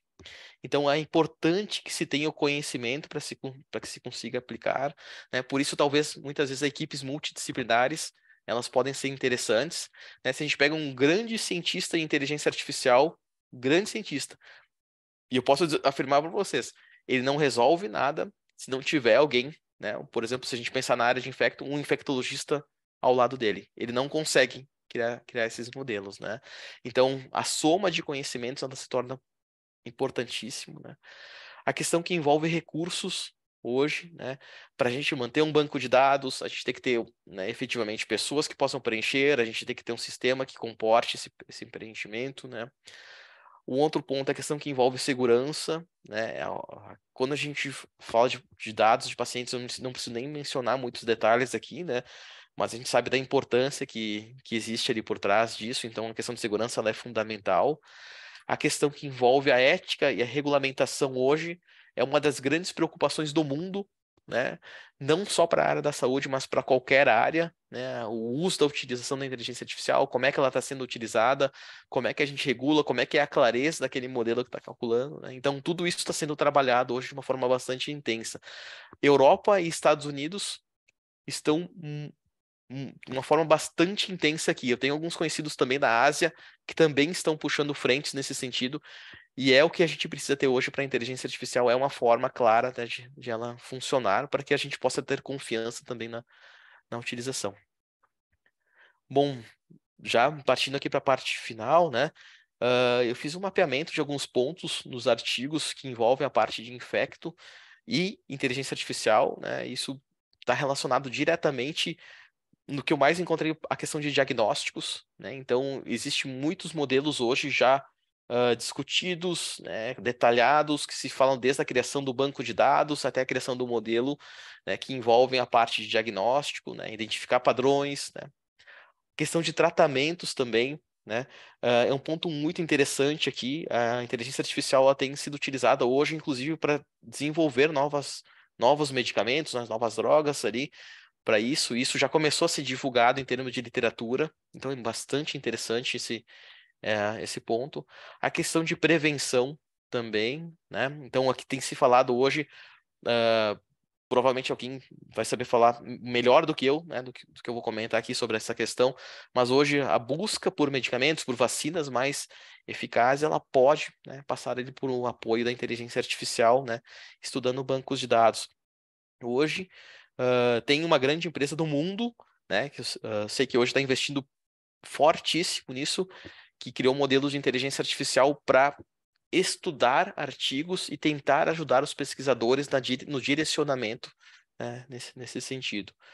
A questão que envolve monitoramento também, né? Hoje tem modelos de inteligência artificial, inclusive tem o próprio software chamado Laura, né? Talvez vocês conheçam ele ali, que é utilizado para monitoramento, né? Então, de pacientes especificamente, mas também hoje o que envolve a questão que envolve identificação a identificação do comportamento de endemias, né? Também tem sido utilizado.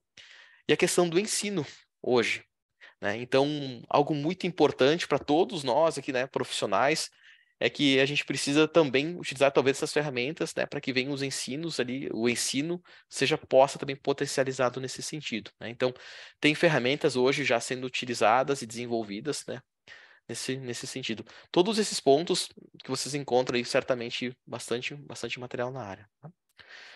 Então, doutor Rodrigo, agradeço, tá? Espero não ter falado rápido demais, né? Mas eu quis dar um apanhado geral aí para que eu possa me colocar à disposição da equipe, né, que está aqui presente hoje aí para tentar ajudar de uma certa forma, né? Agradeço a todos aqui, né? A Sociedade de Infectologia do Rio, de uma forma geral aí, que me acolheu, né? Desde as primeiras conversas que a gente teve aí, foi fantástico o tratamento. Então, agradeço a todos os presentes também. Se alguém quiser me contatar, tem o meu e-mail aqui na tela, tem um QR Code, se vocês escanearem ali, vocês me encontram diretamente aí para a gente conversar. Muito obrigado.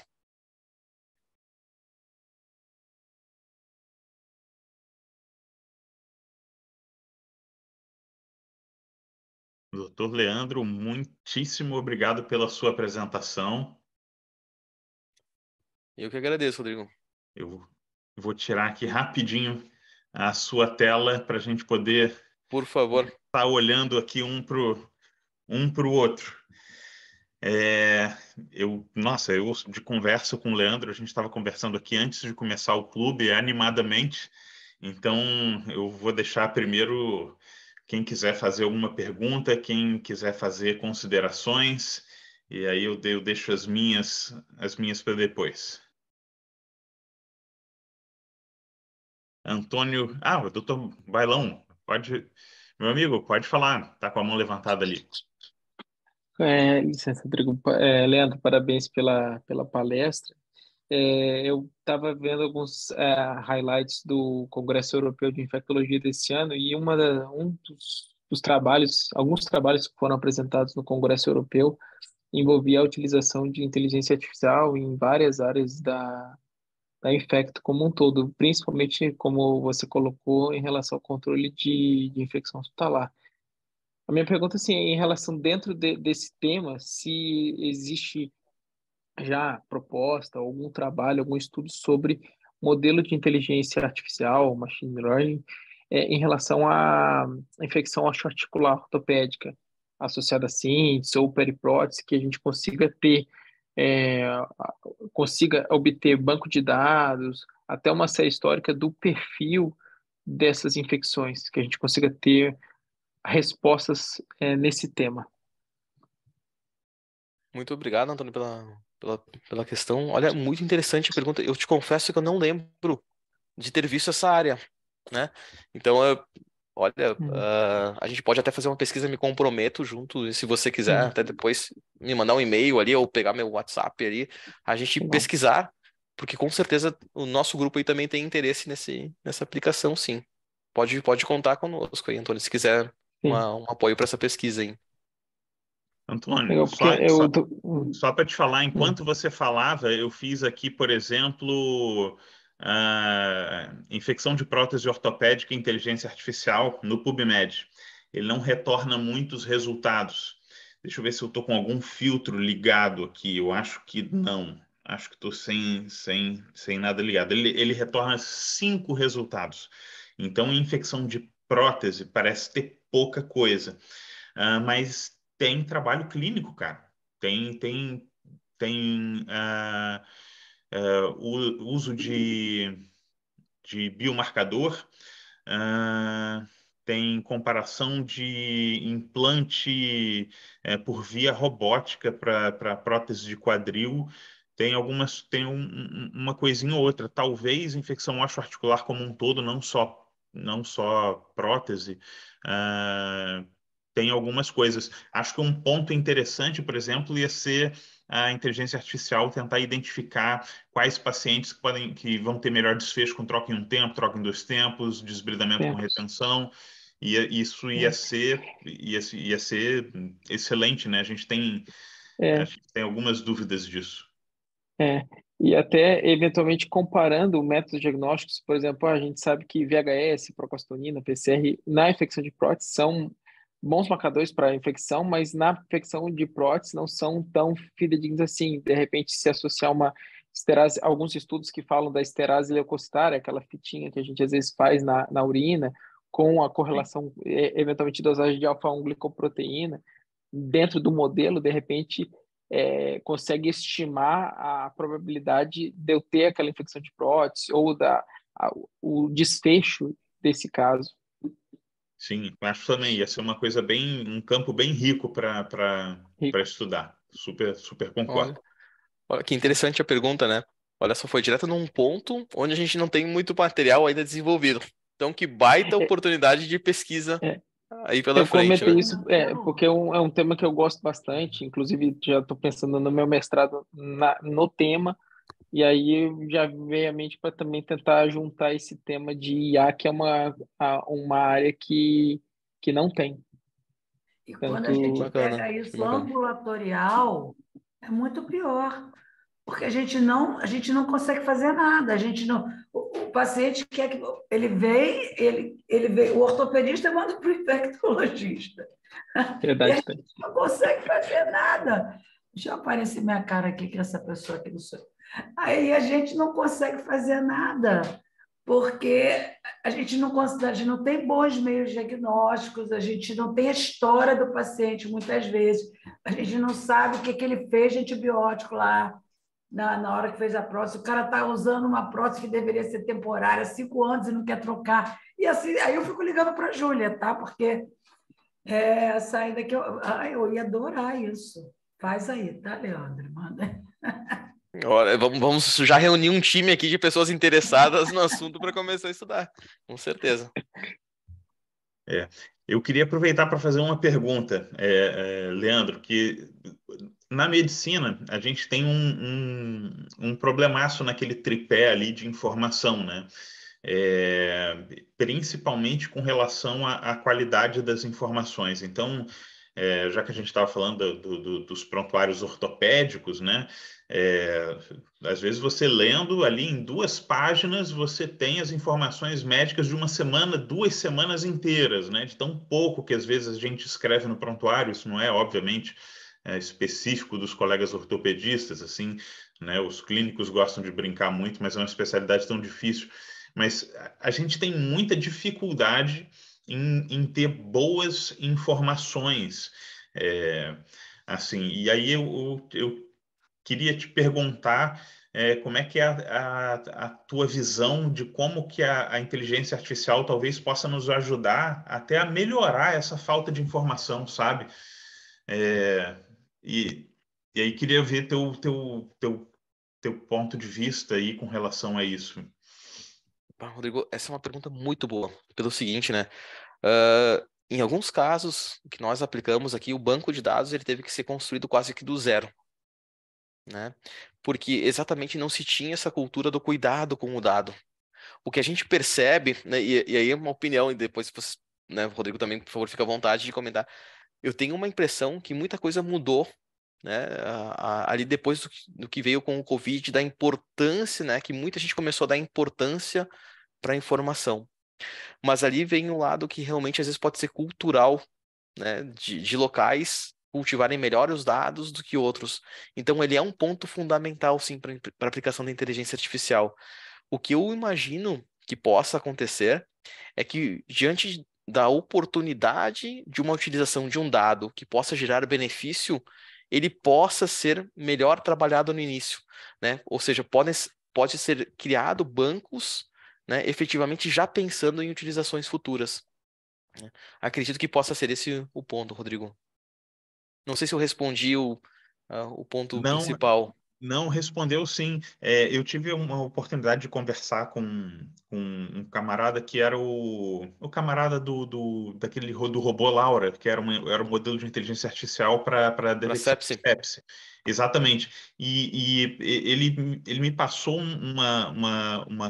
uma confiança com relação a esse tipo de problema, porque eu acho que é um problema titânico nos hospitais, assim, né? Você precisa de uma mudança de cultura gigante, assim. E ele falou que, olha, você implantar a inteligência artificial às vezes pode te ajudar, de acordo com a importância, óbvio, né, que a direção dá para o projeto, a ajudar as pessoas a fazerem isso melhor.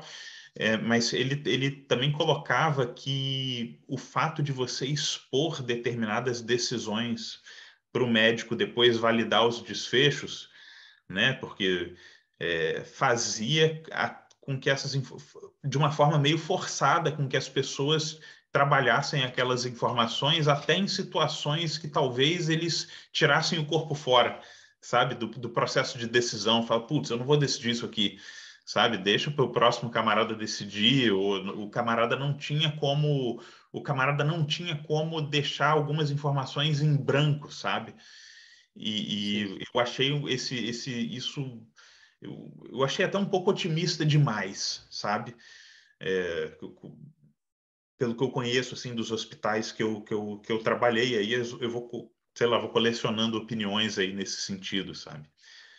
Eu Doutor acho que se Carlos, for aquele hospital que tem rotatividade demais, é difícil, né? Mas uma coisa que o Leandro falou é muito legal, porque se você consegue que o indivíduo entenda que ele preencher daquela forma vai fazer com que você desenvolva uma ferramenta que vai ajudá-lo de todas as formas, né? Não só no exercício profissional, né? Ele com o paciente, mas também de se livrar de algumas responsabilidades. Como no outro dia eu li um trabalho que se o cara atrasa 6 horas de diferença entre começar um tratamento para sepsis ou não, pode representar a morte do paciente ou não. sim. Então, se ele pensar nisso, talvez ele diga assim, ó, é melhor eu fazer isso aqui tudo direitinho e eu começar logo esse tratamento direito, né? Olha estarem lá de mão levantada. Dr. Carlos Starling, está com a mão levantada. Seja muito bem-vindo, meu amigo.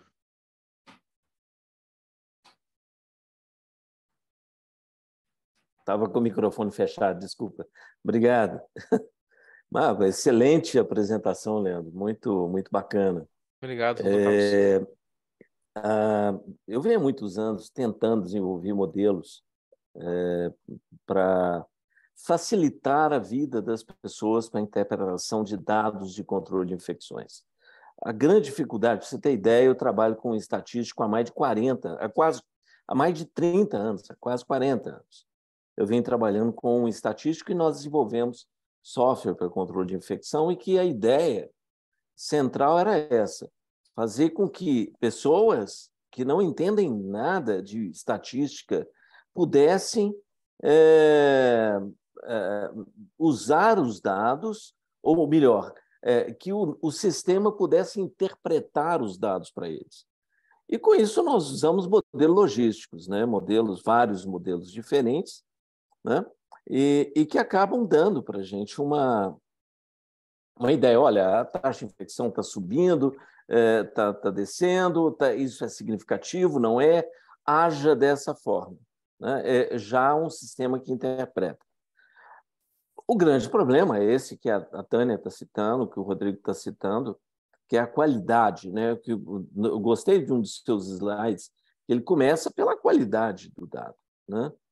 Pela forma como esse dado está sendo imputado, né?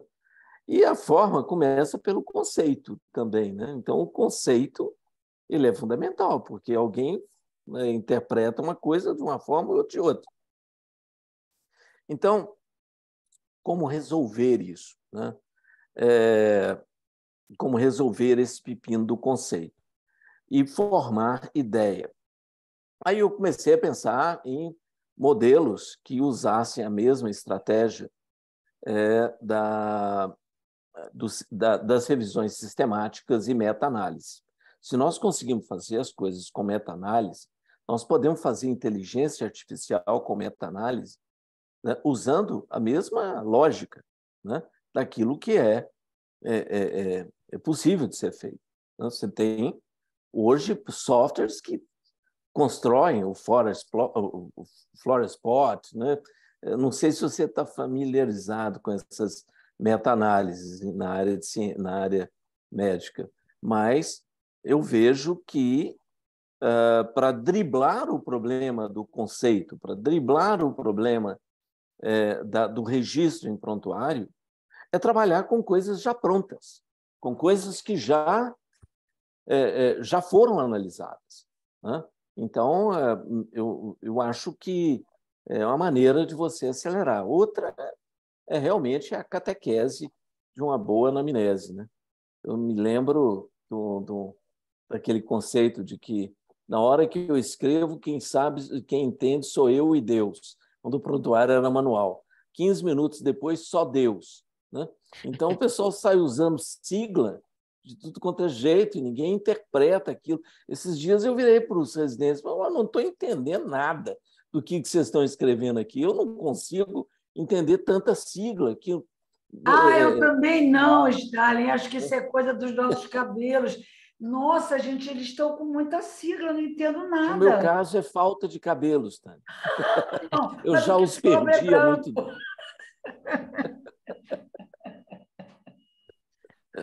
Esse ponto é muito importante mesmo. E alguns bancos, né, que nós viemos a transformar nas bases de dados para os modelos, a gente constatou esse ponto. O que fez a diferença, né, efetivamente, para os projetos que a gente conseguiu concretizar nesse sentido? As pessoas envolvidas na liderança das equipes, elas estavam interessadas num bom resultado. Então, ela movimentou a equipe para, olha, a gente precisa funcionar de tal forma, né? E quase como se fosse assim, tem um olho em cima do nosso trabalho, né? Se a gente não fizer direito, a gente vai ver que o pessoal, né, a gente não está fazendo direito, né, naquele sentido. E isso, obviamente, não. Claro, a gente pensa assim, o importante é que a cultura, né, ela fosse nesse sentido, mas talvez seja o começo. Né? Então, a gente começou com as bases de dados prontas, efetivamente, né?